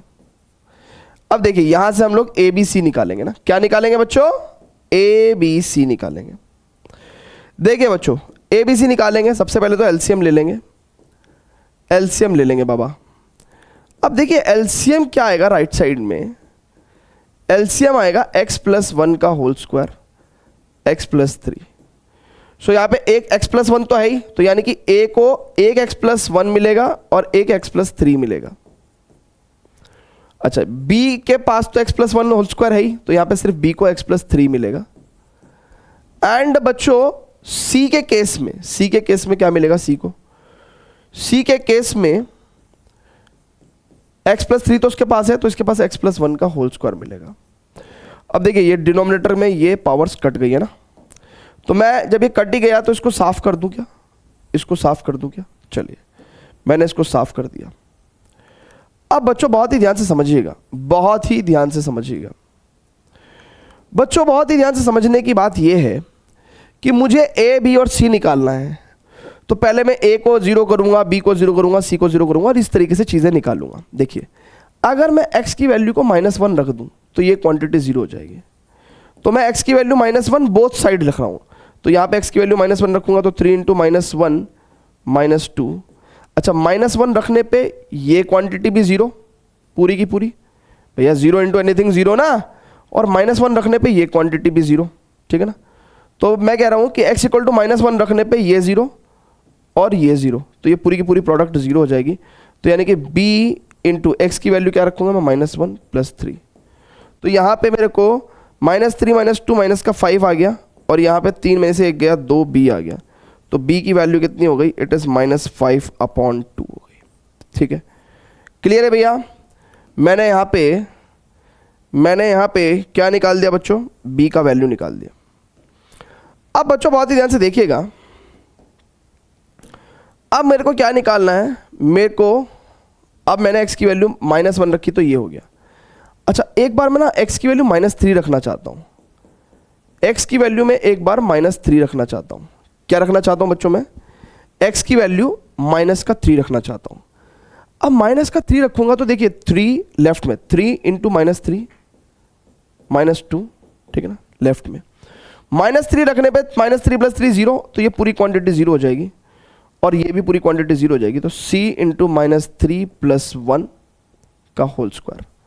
So 3 3 9, minus का 9 और माइनस का 2, माइनस का 11 और माइनस का 3 + 1 माइनस का 2 का होल स्क्वायर 4, तो 4c। तो c इक्वल टू -11/4। अब अगर आप बहुत ही ध्यान से देखोगे बच्चों, तो अब आपके पास कुछ रखने का जुगाड़ है नहीं। अब आपके पास कुछ रखने का जुगाड़ है नहीं। अगर आप बहुत ध्यान से देखो तो अब आपके पास कुछ रखने का है नहीं। है क्या भैया? बोलो, क्या कुछ है क्या रखने को? भैया आप एक बार x इक्वल टू -1 रख चुके, एक बार -3 रख चुके। अब आपको कुछ समझ में नहीं आ रहा कि अब मैं क्या रखूं, है ना भैया? फैक्टर्स को देख के एक बार -1 रख दिया, एक बार -3 रख दिया, ठीक है। अब समझ में नहीं आ रहा है। अब मैं कहता हूं कुछ भी रख दो अब मैं कहता हूं कुछ भी रख दो। लेट्स से x की वैल्यू 0 रख दो, कुछ भी जो भी तुम्हारे मन में है। +1 रख दो, 0 रख दो, +1 रख दो, 2 रख दो, कुछ भी रख दो। भाई ये एक्सप्रेशन तो वैसे भी x की किसी भी वैल्यू के लिए left hand side will be equal to right hand side होगा। तो x की वैल्यू 0 रखोगे तो 3 × 0 -2, तो यानी कि लेफ्ट साइड में -2 आ जाएगा। a की वैल्यू यहाँ पे 1 × 3 + b × 3 + c × 1, ठीक है। अब b की वैल्यू कितनी रखनी है बच्चों, है ना, 3a। अब b की वैल्यू कितनी रखनी है बच्चों, -5/2, तो -5/2 × 3। और c की वैल्यू कितनी रखनी है बच्चों, -11/4। तो देखिएगा यहाँ पे सॉल्व कर रहे हैं हम लोग, यहाँ पे हम लोग सॉल्व कर रहे हैं बच्चों, यहाँ पे हम लोग सॉल्व कर रहे हैं। तो ये कितना हो जाएगा बच्चों, it is 3a is equal to -2। ये 5 × 15/2 उधर चला जाएगा तो ऐड हो जाएगा 15/2 और +11/4। तो 3a एलसीएम लूँगा मैं तो ये 4 हो जाएगा, तो -8 + 2 दूनी 4, 15 दूनी 30 +11, तो 30 और 11 41, और 41 में से 8 गया बच्चों, कितना हो जाएगा, 33। सो 33 हो जाएगा ना बेसिकली। 30 में से 8 गया 22, और 22 और 11 33, तो 33/4। तो इसका मतलब a की वैल्यू कितनी हो जाएगी, 11/4 हो जाएगी, ठीक है ना। a की वैल्यू कितनी हो जाएगी, 11/4। अब बच्चों देखिए ये क्वेश्चन यहाँ पे सॉल्व करना तो मुमकिन नहीं है, तो इसका फोटो खींच लिया जाए और अगले पेज पे पहुंचा जाए, वहीं पे हम इस क्वेश्चन को सॉल्व कर पाएंगे, ठीक है। फटाफट से जरा वीडियो को पॉज करके प्लीज नोट करिएगा ना, वीडियो को पॉज करके फटाफट से सभी लोग नोट करेंगे बच्चों। वेरी गुड बच्चों। अब बच्चों देखिए बहुत ध्यान से देखिएगा, हमारा क्वेश्चन क्या है, 3x - 2 upon x + 1 whole square n2 × x + 3 dx। और अभी अभी हम लोग 3x - 2 का वैल्यू अपॉन x + 1 का होल स्क्वायर x + 3, यानी कि जो हमारा इंटीग्रैंड है उसकी वैल्यू हम लोग क्या निकाल चुके हैं, देखिएगा a अपॉन x + 1, ठीक है, प्लस b अपॉन x + 1 का होल स्क्वायर और प्लस c अपॉन x + 3। और अभी हम लोग a का वैल्यू 11/4 निकाल चुके हैं, b का वैल्यू -5/2 निकाल चुके हैं एंड c का वैल्यू -11/4 निकाल चुके हैं बच्चों, ठीक है बच्चों, ठीक है क्या। अब बच्चों बहुत ही ध्यान से समझिएगा, है ना, बहुत ही ध्यान से समझिएगा कि मुझे एक्चुअल में इसका वैल्यू क्या दिया हुआ है, ये दिया हुआ है, और मैं इसको किसके इक्वल लिख सकता हूं, a कितना है 11/4 × 1/x + 1, राइट, प्लस b कितना है -5/2 1/x + 1 का whole square, right, plus c कितना है -11/4 1/x + 3। सो टेक्निकली मुझे अगर इसका इंटीग्रेशन करना है, इसका इंटीग्रेशन करना है, तो अगर ये मेरा i है तो फाइनली मेरे को मेरा i क्या मिल जाएगा, इस क्वांटिटी का इंटीग्रेशन, इस क्वांटिटी का इंटीग्रेशन, है ना। फाइनली अगर ये मेरा i है तो ये क्वांटिटी उसके इक्वल है, तो इसका मतलब इस क्वांटिटी का इंटीग्रेशन ही i का वैल्यू होगा। So this is what we want to find out, है ना, यही इसकी वैल्यू है। क्लियर है बच्चों। अब देखिएगा बहुत ध्यान से, 11/4 इंटीग्रेशन 1/x + 1 dx -5/2 1/x + 1 का whole square dx -11/4 sorry 1/x+3tx, ठीक है ना बच्चों, क्लियर है क्या? अच्छा, अब फाइनली इंटीग्रेशन लिख रहा हूं मैं, है ना, इंटीग्रेशन लिख रहा हूं, बहुत ध्यान से देखिएगा, बहुत ही ध्यान से देखिएगा बच्चों। ये कितना हो जाएगा बच्चों? 11/4, 1 upon something is log modulus something, ठीक है। अच्छा, -5/2, अच्छा 1 upon something is log modulus something upon something का डिफरेंशियल तो 1 ही हो गया ना, x+1 का तो डिफरेंशियल 1 ही हो गया, ठीक है, okay. Now 1 upon something square का इंटीग्रेशन बच्चों, तो यानी कि समथिंग पावर -2, तो समथिंग पावर -2 का इंटीग्रेशन क्या होगा बच्चों? ऐसा होगा, अपॉन समथिंग का डिफरेंशियल, x+1 का डिफरेंशियल 1, जिसको लिखने की जरूरत नहीं है, -11/4, 1 अपॉन समथिंग का integration log modulus something plus C. यानी कि बच्चों अगर आप इस क्वांटिटी को और इस क्वांटिटी को देखोगे, है ना, अब आप यहां पे इंटीग्रेशन का आंसर देखो, तो 11/4 log m minus log n, है ना, 11/4 कॉमन लेंगे तो log modulus x+1 minus log modulus x+3 हो जाएगा, ठीक है। और बच्चों माइनस, ये -2 + 1 माइनस, और ये माइनस माइनस प्लस, तो +5/2, और ये x+1 की पावर -1 हो जाएगी, तो यानी कि नीचे पहुंच जाएगा। अब अगर आप बहुत ही ध्यान से देखो बच्चों, तो I = 11/4 log m minus log n is log m upon n plus 5/2 x+1 plus c, and that is your answer, ठीक है। सो इस पर्टिकुलर एक्सरसाइज के क्वेश्चंस बच्चों थोड़े से लेंथी हैं, एंड यस जब आप उनको सॉल्व करेंगे तो एट फर्स्ट आपको लगेगा कि यार yes it's tough, and then finally आपको फिर जब आप करने लगोगे, when you will put your effort, then you will find them easy, ठीक है। क्लियर है बच्चों, हो रहा है क्या? सो बहुत सारे बच्चे शिकायत ऐसी, तो बहुत सारे तो नहीं बट कभी कभार के एक आधा कमेंट आ जाता है कि सर जब आप क्वेश्चन सॉल्व करते हो तो आप मगन हो जाते हो, ना, हमारी तरफ देखते भी नहीं। बच्चों मेरे हिसाब से ना, देखिए मेरा मानना जो है वो ये है कि आप लोग एक्चुअली मुझे देखने नहीं आए हो, ठीक है ना, आप लोग इसको ही देखने आए हो जिसको मैं दिखाना चाह रहा हूँ। तो मैं हमेशा खुद भी उधर ही फोकस रखता हूँ जिधर आपका फोकस होना चाहिए, समझ रहे हो, ठीक है ना। मैं चाहता हूँ कि आप भरपूर निगाहों से इस ग्रीन बोर्ड को देखते रहें, और मैं जो चीज़ें लिख रहा हूँ ना, फोकस आपका वहाँ होना चाहिए, ठीक है ना, तभी आपको चीज़ें जाके अच्छे से समझ में आएंगी। तो देखिए किस तरीके से हमने प्रॉपर रैशनल फंक्शन एंड उसकी रेस्पेक्टिव पार्शियल फ्रैक्शन फॉर्म लिखी है, एंड देन हम स्लोली एंड ग्रेजुअली क्या कर रहे हैं बच्चों, यहाँ से हमने क्या करा, बी और सी, है ना।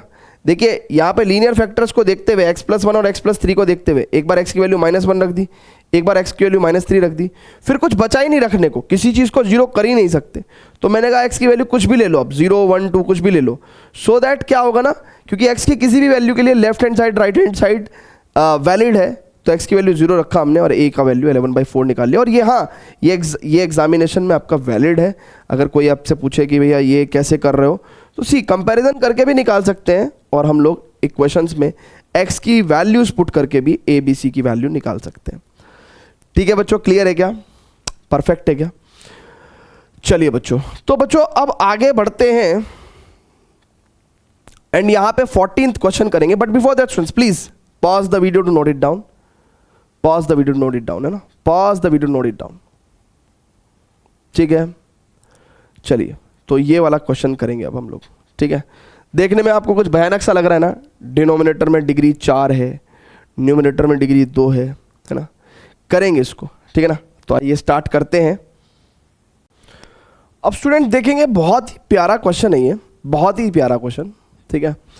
इस क्वेश्चन में अच्छी बात क्या है, देखिए ये एक प्रॉपर रैशनल फंक्शन तो ये है, ठीक है ना, क्योंकि न्यूमरेटर की डिग्री जो है, डिग्री ऑफ न्यूमरेटर कितना है बच्चों, 2 है, और डिग्री ऑफ डिनोमिनेटर कितना है बच्चों, 4 है, ठीक है ना, तो which is degree of numerator is less than degree of denominator, तो प्रॉपर रैशनल फंक्शन तो ये है, प्रॉपर रैशनल फंक्शन तो ये है। अच्छा, अब प्रॉपर रैशनल फंक्शन है तो उसकी कॉरस्पॉन्डिंग एक पार्शियल फ्रैक्शन फॉर्म होगी। अब ये क्वेश्चन बहुत अच्छा है, लेकिन अगर इसको हमने गलत अप्रोच से सॉल्व किया, गलत अप्रोच से सॉल्व किया तो फिर हम बहुत लंबे टूर पे निकल जाएंगे ना, बहुत लंबे टूर पे निकल जाएंगे, ठीक है ना, बहुत ही लंबे टूर पे निकल जाएंगे। जब हम आपको ये लिखवा रहे थे प्रॉपर रैशनल फंक्शन एंड इसकी कॉरस्पॉन्डिंग पार्शियल फ्रैक्शन फॉर्म, जब मैं आपको ये लिखवा रहा था तो इसमें एक फॉर्म और लिखवाते हैं, एनसीईआरटी में एक फॉर्म और है। वो कहते हैं कि भैया अगर डिनोमिनेटर में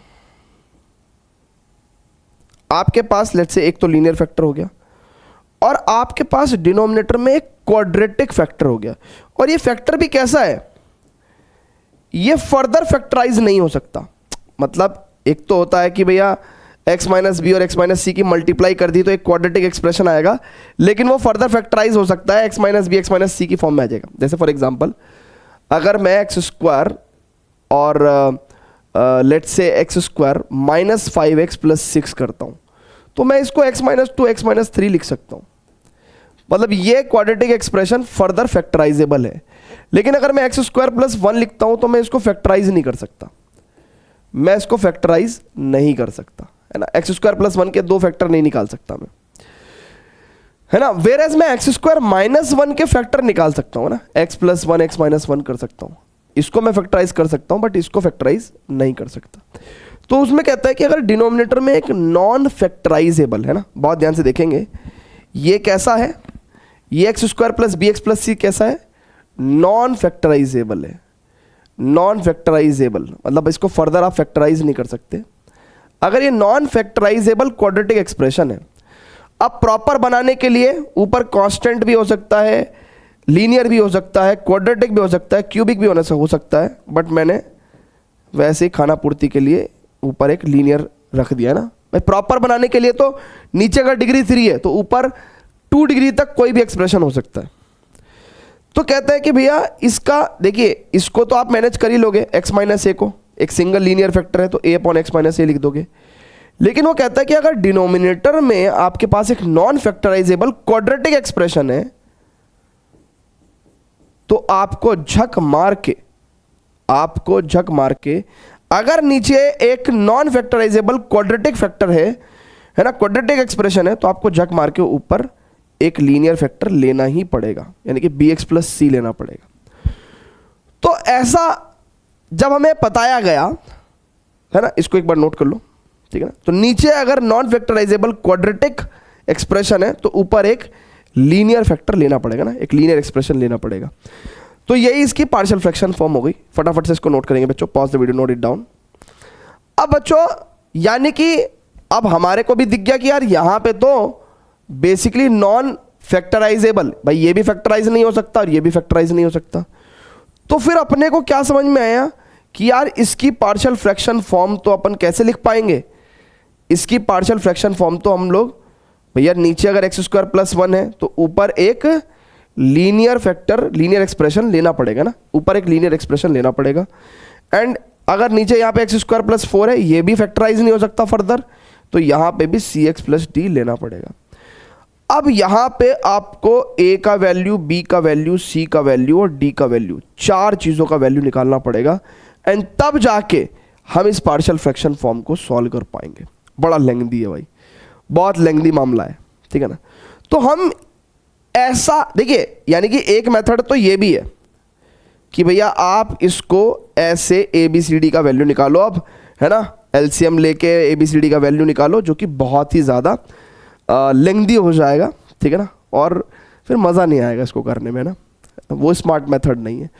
तो इसलिए इस क्वेश्चन का एक स्मार्ट तरीका है करने का, ठीक है ना। क्या है स्मार्ट तरीका करने का? आप इस क्वेश्चन में थोड़ी देर के लिए एक्स स्क्वायर को टी मान लो टेम्परेरीली, मतलब टेम्परेरीली, है ना, मतलब टेम्परेरीली से मतलब क्या है कि भैया let x square equal to t. लेकिन इसका मतलब ये नहीं है कि आप इंटीग्रेशन बाय सब्स्टिट्यूशन कर देंगे। सुनो, मैं इंटीग्रेशन बाय सब्स्टिट्यूशन नहीं कर रहा हूं, मैं एक्चुअल में एक्स स्क्वायर, ये जो इंटीग्रैंड है ना, इस इंटीग्रैंड है, इसको सिंप्लीफाई करने के लिए मैंने x square upon x square plus 1 और एक्स स्क्वायर प्लस 4 को सॉल्व करने के लिए मैंने एक्स स्क्वायर को टी मान लिया, ठीक है ना। टी क्यों मान लिया भैया मैंने?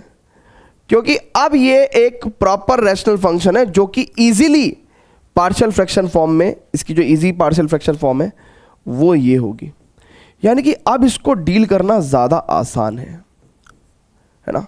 और मैं अभी कोई इंटीग्रेशन बाय सब्स्टिट्यूशन नहीं कर रहा हूं, मैंने सिर्फ एक्स स्क्वायर को टी माना है टू सिंप्लीफाई दिस एक्सप्रेशन, इस एक्सप्रेशन को सिंप्लीफाई करने के लिए, सिर्फ सिंप्लीफाई करने के लिए, ठीक है जी। अब जरा सॉल्व करते हैं बच्चों। अब देखिएगा बच्चों, जरा इसको सॉल्व कर रहे हैं हम लोग, है ना। इसको हम लोग सॉल्व करेंगे तो क्या होगा बच्चों, देखिए यहां पे तो टी आएगा upon T plus 1 into T plus 4, and यहां पे t plus 1 into T plus 4, and this is a into T plus 4 plus b into T plus 1, है ना, एलसीएम लेके। अब बच्चों बहुत ही ध्यान से देखिएगा, डिनोमिनेटर से ये साफ गया, है ना, ये तो कट गया, बेसिकली दोनों क्वांटिटी कट गई ना, इक्वल थी नीचे डिनोमिनेटर में, वो कट गई। अब कुछ लोग कहेंगे सर ये क्या कर दिया, अरे नीचे सेम क्वांटिटी थी, t प्लस 1 t प्लस 4, नीचे इधर भी LCM t plus 1 t plus 4 था, कट गया। अब मैंने t का वैल्यू इसको जीरो करने के लिए -4 रख दिया, तो लेफ्ट साइड में -4, ये क्वांटिटी जीरो हो जाएगी, और -4 प्लस 1 माइनस का 3, तो माइनस का 3b, so b equal to 4/3 आ गया। फिर बच्चों मैंने t की वैल्यू को -1 रख दिया, तो लेफ्ट साइड में -1 है, तो 4 - 1 3, 3a, और -1 प्लस 1 0, ठीक है ना। सो a की वैल्यू -1/3 हो गई। यानी कि अब बच्चों बहुत ही ध्यान से समझेंगे, बहुत ही ध्यान से समझेंगे, यानी कि अभी रुक जाओ, ठीक है। यानी कि मैं इसको फर्दर क्या लिख सकता हूं बच्चों, a कितना है, -1/3, 1/t plus 1, and plus b यानी कि 4/3, 1/t plus 4, and -1/3, 1/t, t कितना है बच्चों, x square, so this is x square plus 1 plus 4/3, 1/x square plus 4, ठीक है। क्लियर है क्या बच्चों, क्लियर है क्या? अब बच्चों बहुत ही ध्यान से समझना, अगर आप इस पूरे एक्सप्रेशन को बच्चों सॉल्व कर दोगे ना, अगर आप इस पूरे एक्सप्रेशन को सॉल्व करो, एलसीएम लेके सॉल्व करो, तो आपके पास वापस से यही एक्सप्रेशन आ जाएगा।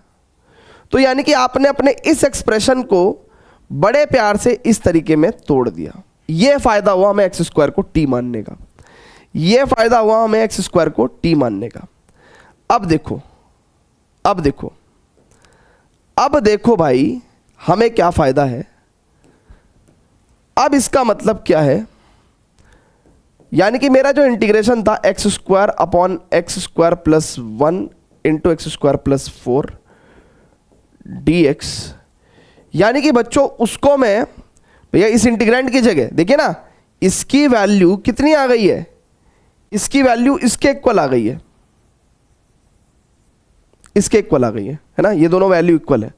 तो इसका मतलब क्या हो गया, मैं अपने इंटीग्रेशन को कैसे लिखूंगा, -1/3, 1/x square plus 1 plus 4/3, it is 1/x square plus 4 dx, यानी कि इंटीग्रेशन कितना हो जाएगा, -1/3 integration 1/x square plus 1 dx plus 4/3 1/x square plus 4 dx, यानी कि i की value it is -1/3, this is tan inverse x plus 4/3, this is 1/a tan inverse x/2 plus c, ठीक है ना।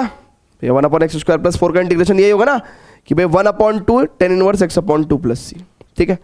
सो ऐसे करके भैया हमारे पास फाइनली ये आंसर आ गया। तो आइए जरा चेक करते हैं, -1 अरे बाबा रे, ये किसी और क्वेश्चन का आंसर दे रखा भाई, ये इस क्वेश्चन का आंसर नहीं है, ये किसी और क्वेश्चन का आंसर दे रखा, ठीक है ना।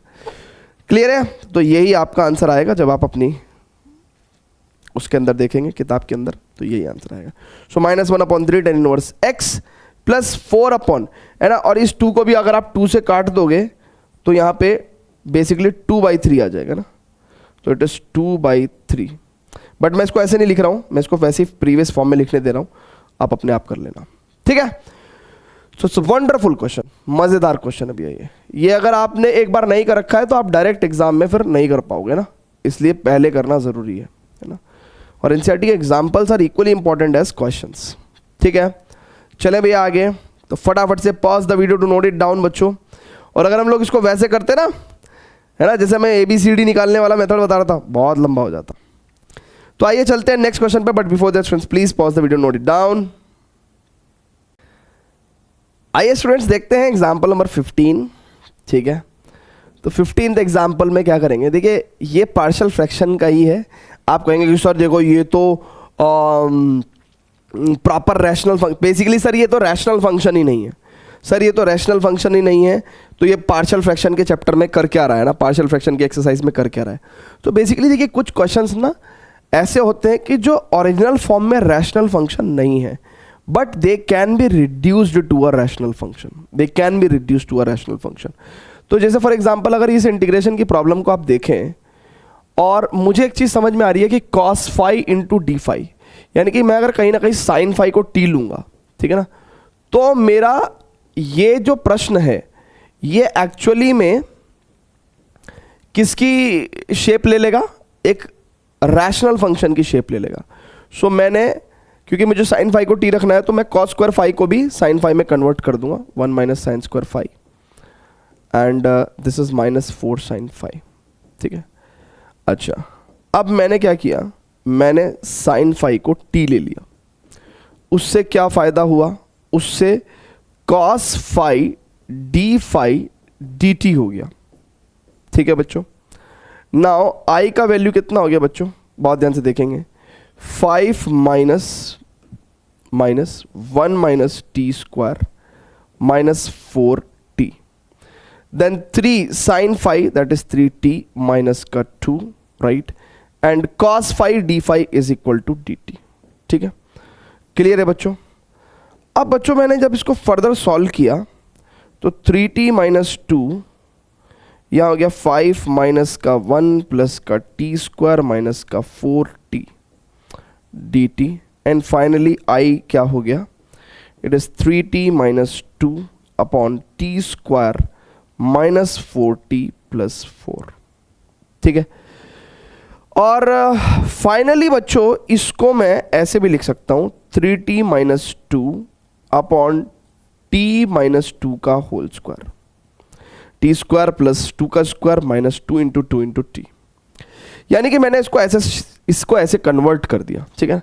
तो यानी कि ये क्वेश्चन जो है बच्चों, आपका जो इंटीग्रेशन का जो प्रॉब्लम है वो कैसे चेंज हो गया, आपका जो इंटीग्रेशन का जो प्रॉब्लम है, आपका जो इंटीग्रेशन का प्रॉब्लम है वो integration of 3t minus 2 upon T minus 2 का होल स्क्वायर हो गया, है ना, यानी कि ये प्रॉब्लम इस शेप में आ गया।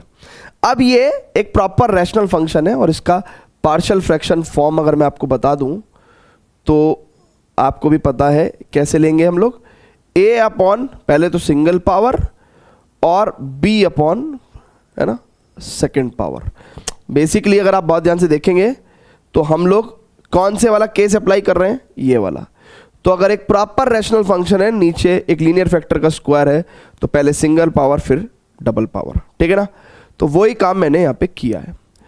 इसको मैं अगर फर्दर सॉल्व करूँगा बच्चों तो 3t minus 2 upon T minus 2 का होल स्क्वायर, एलसीएम अगर मैंने यहाँ पे लिया t माइनस 2 का होल स्क्वायर बच्चों, तो यहाँ पे आ जाएगा a into T minus 2 plus b के साथ कुछ भी नहीं आएगा, ठीक है ना।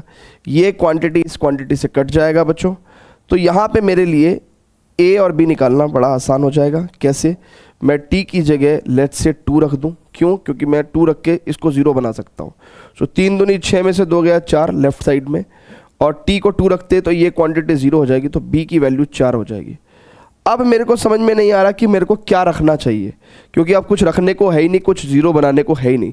तो ऐसे केस में आप t की कुछ भी वैल्यू रख सकते हो। लेट्स से आपने t को अगर आपने 0 बोल दिया तो लेफ्ट साइड में 3 इंटू 0 0 -2, तो यानी कि लेफ्ट साइड में -2 आ जाएगा। ए टी का वैल्यू 0 लिया तो 0 -2 प्लस बी, ठीक है ना। सो बच्चों बहुत ही ध्यान से देखेंगे, बी हमारे पास ऑलरेडी कितना है, अगर आप बहुत ध्यान से देखेंगे तो बी कितना है बच्चों, 4 है। एंड -2 -4 माइनस का 6 इज इक्वल टू माइनस का 2a एंड ए का वैल्यू हो जाएगा 3। सो बच्चों मेरे पास ए का वैल्यू आ गया 3, यानी कि मेरे पास जो हमारा इंटीग्रैंड है वो किस शेप में आ जाएगा, ए यानी कि 3/t -2 and plus B 4/t -2 का होल स्क्वायर। अब देखिए मैं यहाँ पे इसका पिक्चर लूँगा ना, फोटो लूँगा एंड नेक्स्ट पेज पे जाके इसको सॉल्व करूँगा और फाइनली मैं फिर इसको साइन फाई की टर्म्स में लिख दूंगा, है ना, क्योंकि टी की वैल्यू कितनी है, साइन फाई। ठीक है बच्चों, तो मैंने यहाँ पे पिक्चर लिया और मेरा जो इंटीग्रेशन है ना, मेरा जो एक्चुअल इंटीग्रेशन है वो एक्चुअल में तो जो भी था, लेकिन मेरे को बाद में 3t -2/t -2 का होल स्क्वायर में मिल गया था। एंड इस क्वांटिटी की वैल्यू बाय पार्शियल फ्रैक्शन से मेरे पास कितनी आ गई थी, 3/t -2 प्लस 4/t -2 का होल स्क्वायर dt, राइट है। So I equal to 3 integral of 1/t -2 dt plus 4 1/t -2 का होल स्क्वायर dt, राइट है। So I equal to 3 log modulus t -2 plus 4 1/, देखिए 1/ something is log modulus something upon something का differential 1, t -2 का differential with respect to t is 1, फिर upon t -2 का whole square बच्चों, तो यानी कि t -2 की पावर -2 यानी कि समथिंग पावर -2 का इंटीग्रेशन, समथिंग पावर -2 का integration -2 plus 1/- -2 plus 1 plus c। तो इसका मतलब I की वैल्यू हो जाएगा 3 log मॉड्यूलस t -2 और ये माइनस का 1 तो -4 अपॉन t -2 की पावर -1, तो t -2 यहाँ आ जाएगा प्लस c। एंड फाइनली बच्चों क्योंकि t का वैल्यू साइन फाई था तो मेरे पास I का वैल्यू कितना आ जाएगा, 3 log modulus sine phi -2 -4 upon sine phi -2, right, plus C. ठीक है, तो वो जो बच्चों आपको जो आंसर मैं बता रहा था ना कि जो इससे पिछले क्वेश्चन में आंसर दिया हुआ था वो एक्चुअली आंसर जो है ये वाला जो आंसर जो दिया हुआ था वो एक्चुअली किसका आंसर था, वो इसका आंसर था। अच्छा, अगर आपने बहुत ध्यान से देखा हो तो यहाँ पे 3 log 2 माइनस साइन फाई आ रहा है ना, 2 माइनस साइन फाई आ रहा है बच्चों, अब plus 4/2 minus sine phi plus C. लेकिन हमारे पास बच्चों यहाँ पे साइन फाई -2 आ रहा है, तो कैसे इसको सॉल्व करेंगे ना, कैसे इसको सॉल्व करेंगे, मतलब मेरे कहने का मतलब है कि आपको जो आंसर दिया हुआ है, देखिए यहाँ वाले को तो मैनेज किया जा सकता है, ठीक है, किसको, इसको मैनेज किया जा सकता है। देखिए ये आंसर मैं लिख ले रहा हूँ, यहाँ पे इसकी फोटो खींच देता हूँ। देखिए आपको जो पीछे एनसीईआरटी में, मतलब बेसिकली एनसीईआरटी में आपको जो आंसर दिया हुआ है वो दिया हुआ है 3 log 2 माइनस साइन फाई, ठीक है, and plus 4/2 minus sine phi. देखिए ये आंसर आपका बिल्कुल सही है। कैसे, अब अगर आप बहुत ध्यान से देखेंगे बच्चों, साइन फाई -2, ठीक है, ये एक्चुअली में एक नेगेटिव क्वांटिटी है। मॉडुलस क्या करता है, एक नेगेटिव क्वांटिटी को पॉजिटिव बनाता है, लेकिन कैसे बनाता है, एक नेगेटिव साइन और देके।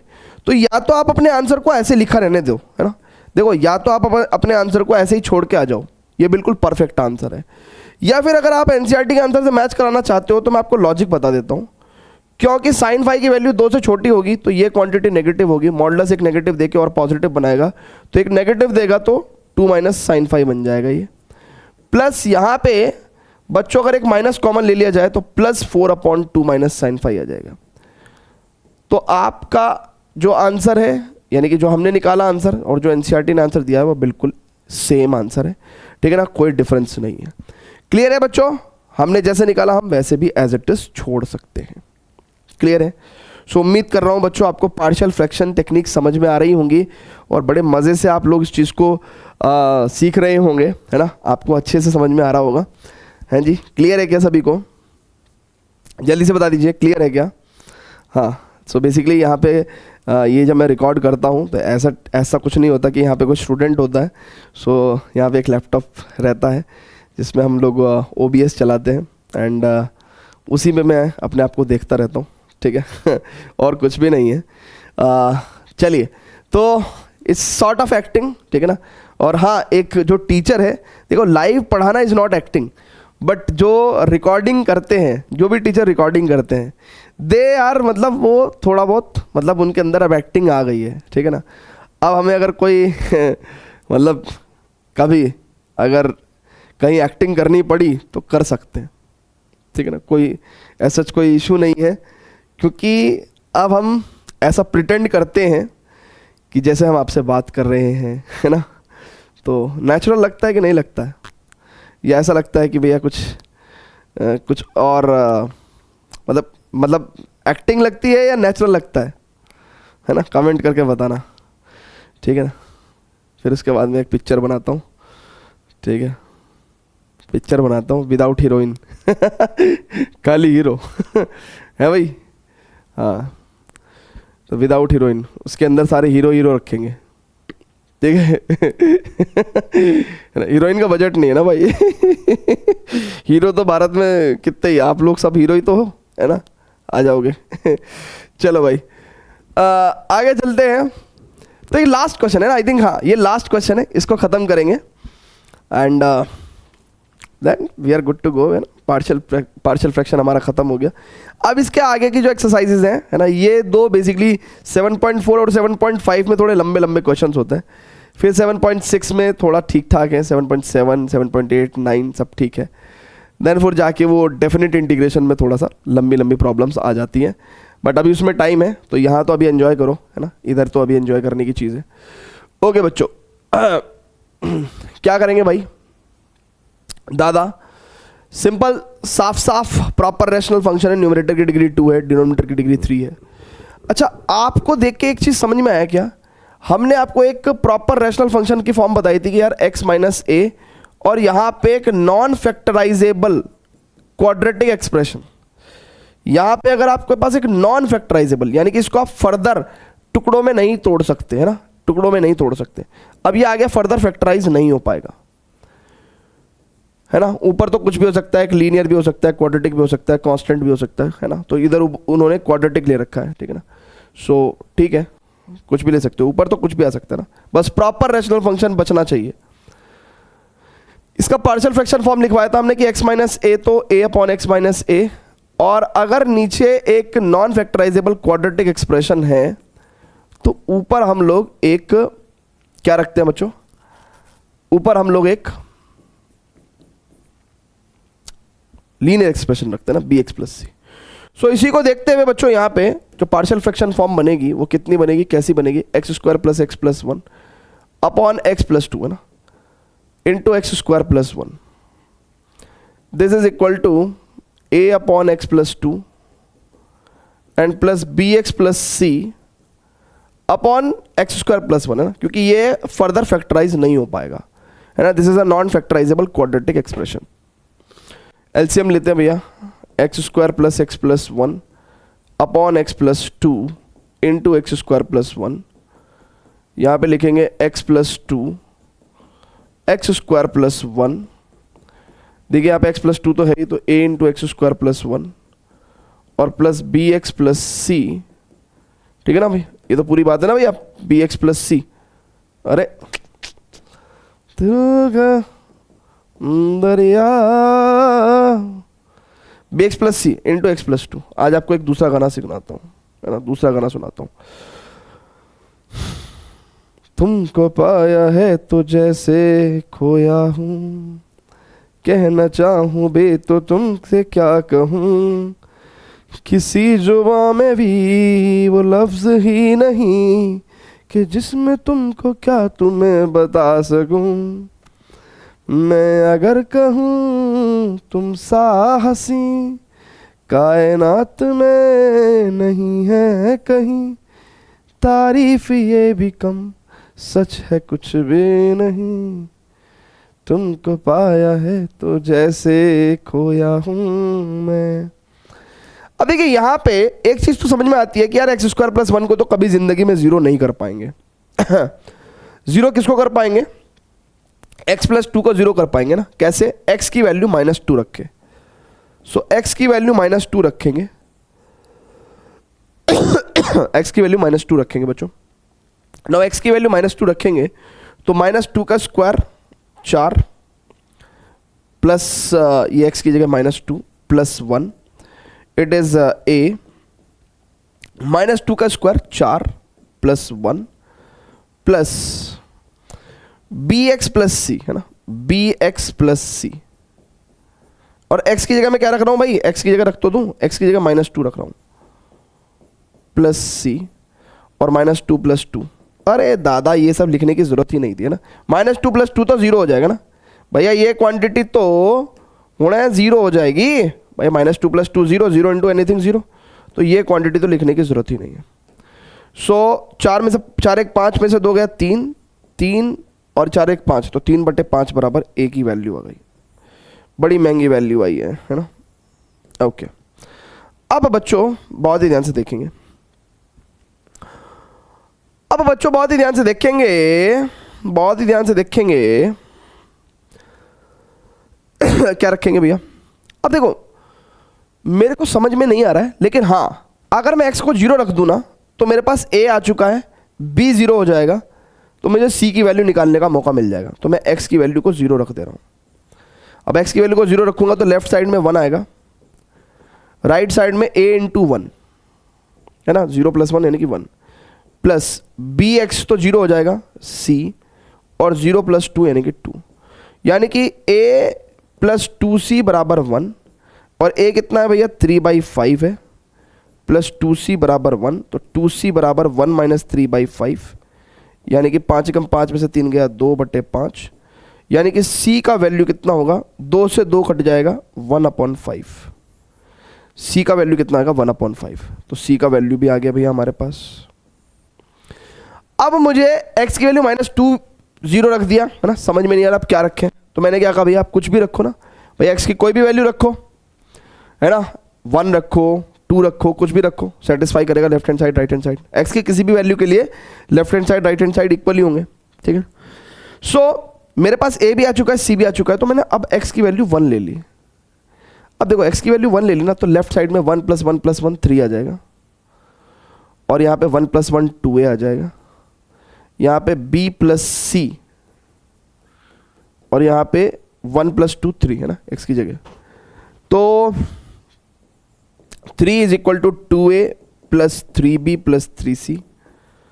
अब बच्चों बहुत ही ध्यान से देखेंगे, 3 = 2a, a कितना है? 3/5, a तो 3/5 है, c कितना है? 1/5 है, c कितना है? 1/5 है, c कितना 1/5 है।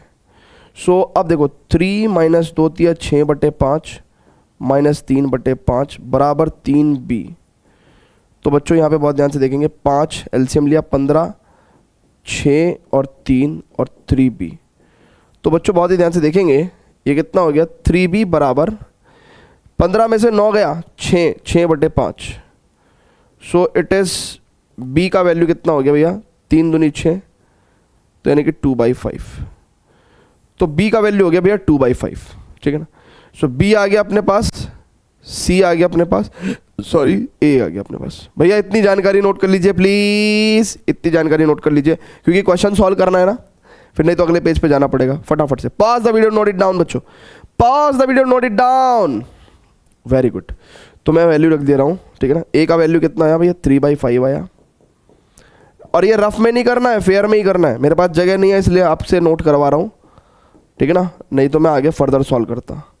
c का वैल्यू 1/5, ठीक है, ठीक है ना। अब मेरे पास जगह नहीं है तो मुझे इसको इसलिए हटाना पड़ रहा है। अब बच्चों बहुत ही ध्यान से समझेंगे, अब बच्चों बहुत ही ध्यान से समझेंगे, बहुत ही ध्यान से समझेंगे बच्चों।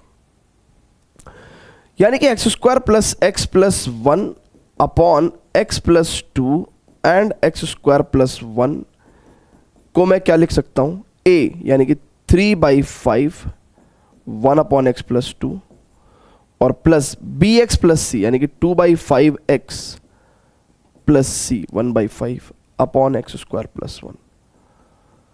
सो कायदे में मेरे को इसी का इंटीग्रेशन चाहिए ना भैया, इसी का इंटीग्रेशन चाहिए, इसी का इंटीग्रेशन चाहिए।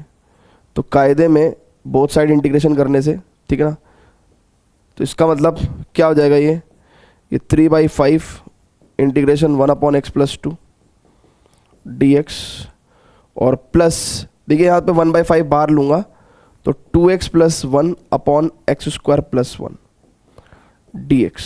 ठीक है बच्चों, अब बच्चों बहुत ही ध्यान से देखिएगा, है ना। लेट्स से ये आपका इंटीग्रेशन आई चल रहा है तो मैं आई की वैल्यू लिख रहा हूँ।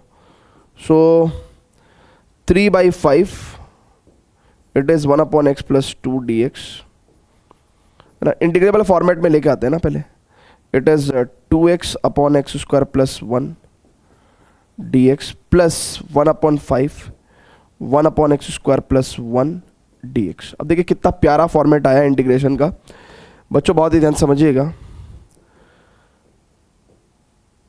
1 अपॉन समथिंग का integration log modulus something, 1 upon something का integration log modulus something, log modulus something upon something का डिफरेंशिएशन एक्स प्लस टू का डिफरेंशिएशन 1 प्लस 1/5। अब देखो नीचे वाली क्वांटिटी का डिफरेंशिएशन ऊपर मौजूद है तो this is log modulus T. भाई अगर इसको टी मान लिया तो उसका डिफरेंशिएशन ऊपर मौजूद है तो यानी कि डी टी अपॉन टी आएगा। तो यानी कि एक्स स्क्वायर प्लस वन को टी मानोगे ना तो क्या हो जाएगा, उसका डिफरेंशिएशन 2x dx आ जाएगा, खत्म। तो 1 अपॉन टी डी टी का इंटीग्रेशन लॉग मॉडुलस टी, तो यानी कि log modulus X square plus one, फिर plus 1/5 1 upon x square plus one का integration tan inverse X plus C, है ना। कुछ लोग कहते हैं कि 1 upon x square plus one का integration minus cot inverse X लेना चाहिए। काय को नेगेटिविटी घुसा रहे हो भाई ज़िंदगी में, है ना। सीधा है ना tan इनवर्स एक्स लो, है ना। तो हम लोग बाय डिफॉल्ट पॉजिटिव आंसर ही ले लेते हैं ना, tan inverse X plus C. So 3/5 log modulus X plus two plus 1/5 log modulus X square plus one plus 1/5 tan inverse X plus C. ठीक है ना बच्चों, क्लियर है क्या। सो गाइज उम्मीद करता हूँ आपको अच्छे से समझ में आ गया होगा 7.5 का एंटायर इंट्रोडक्शन, जिसके अंदर हमने पूरे तमाम कॉन्सेप्ट प्लस सारे एग्जांपल्स करे हैं बेहतरीन टेक्निक्स के साथ, हौले हौले अप्लाई करके दिखाया आपको। उम्मीद करता हूँ चीज़ें अच्छे से समझ में आई होंगी। कुछ कमी रह गई तो प्लीज़ कमेंट करके बताइएगा। Thank you very much for watching this lecture. इसके नोट्स आपको हमारे CBSE क्लास ऐप के फ्री स्टडी मटेरियल सेक्शन अंदर के जाके वहाँ पे आपको मिल जाएंगे, आप कभी भी रिवाइज कर सकते हैं। And see you very soon in the next lecture, and there we will study the integration by parts. Bye bye and love you all.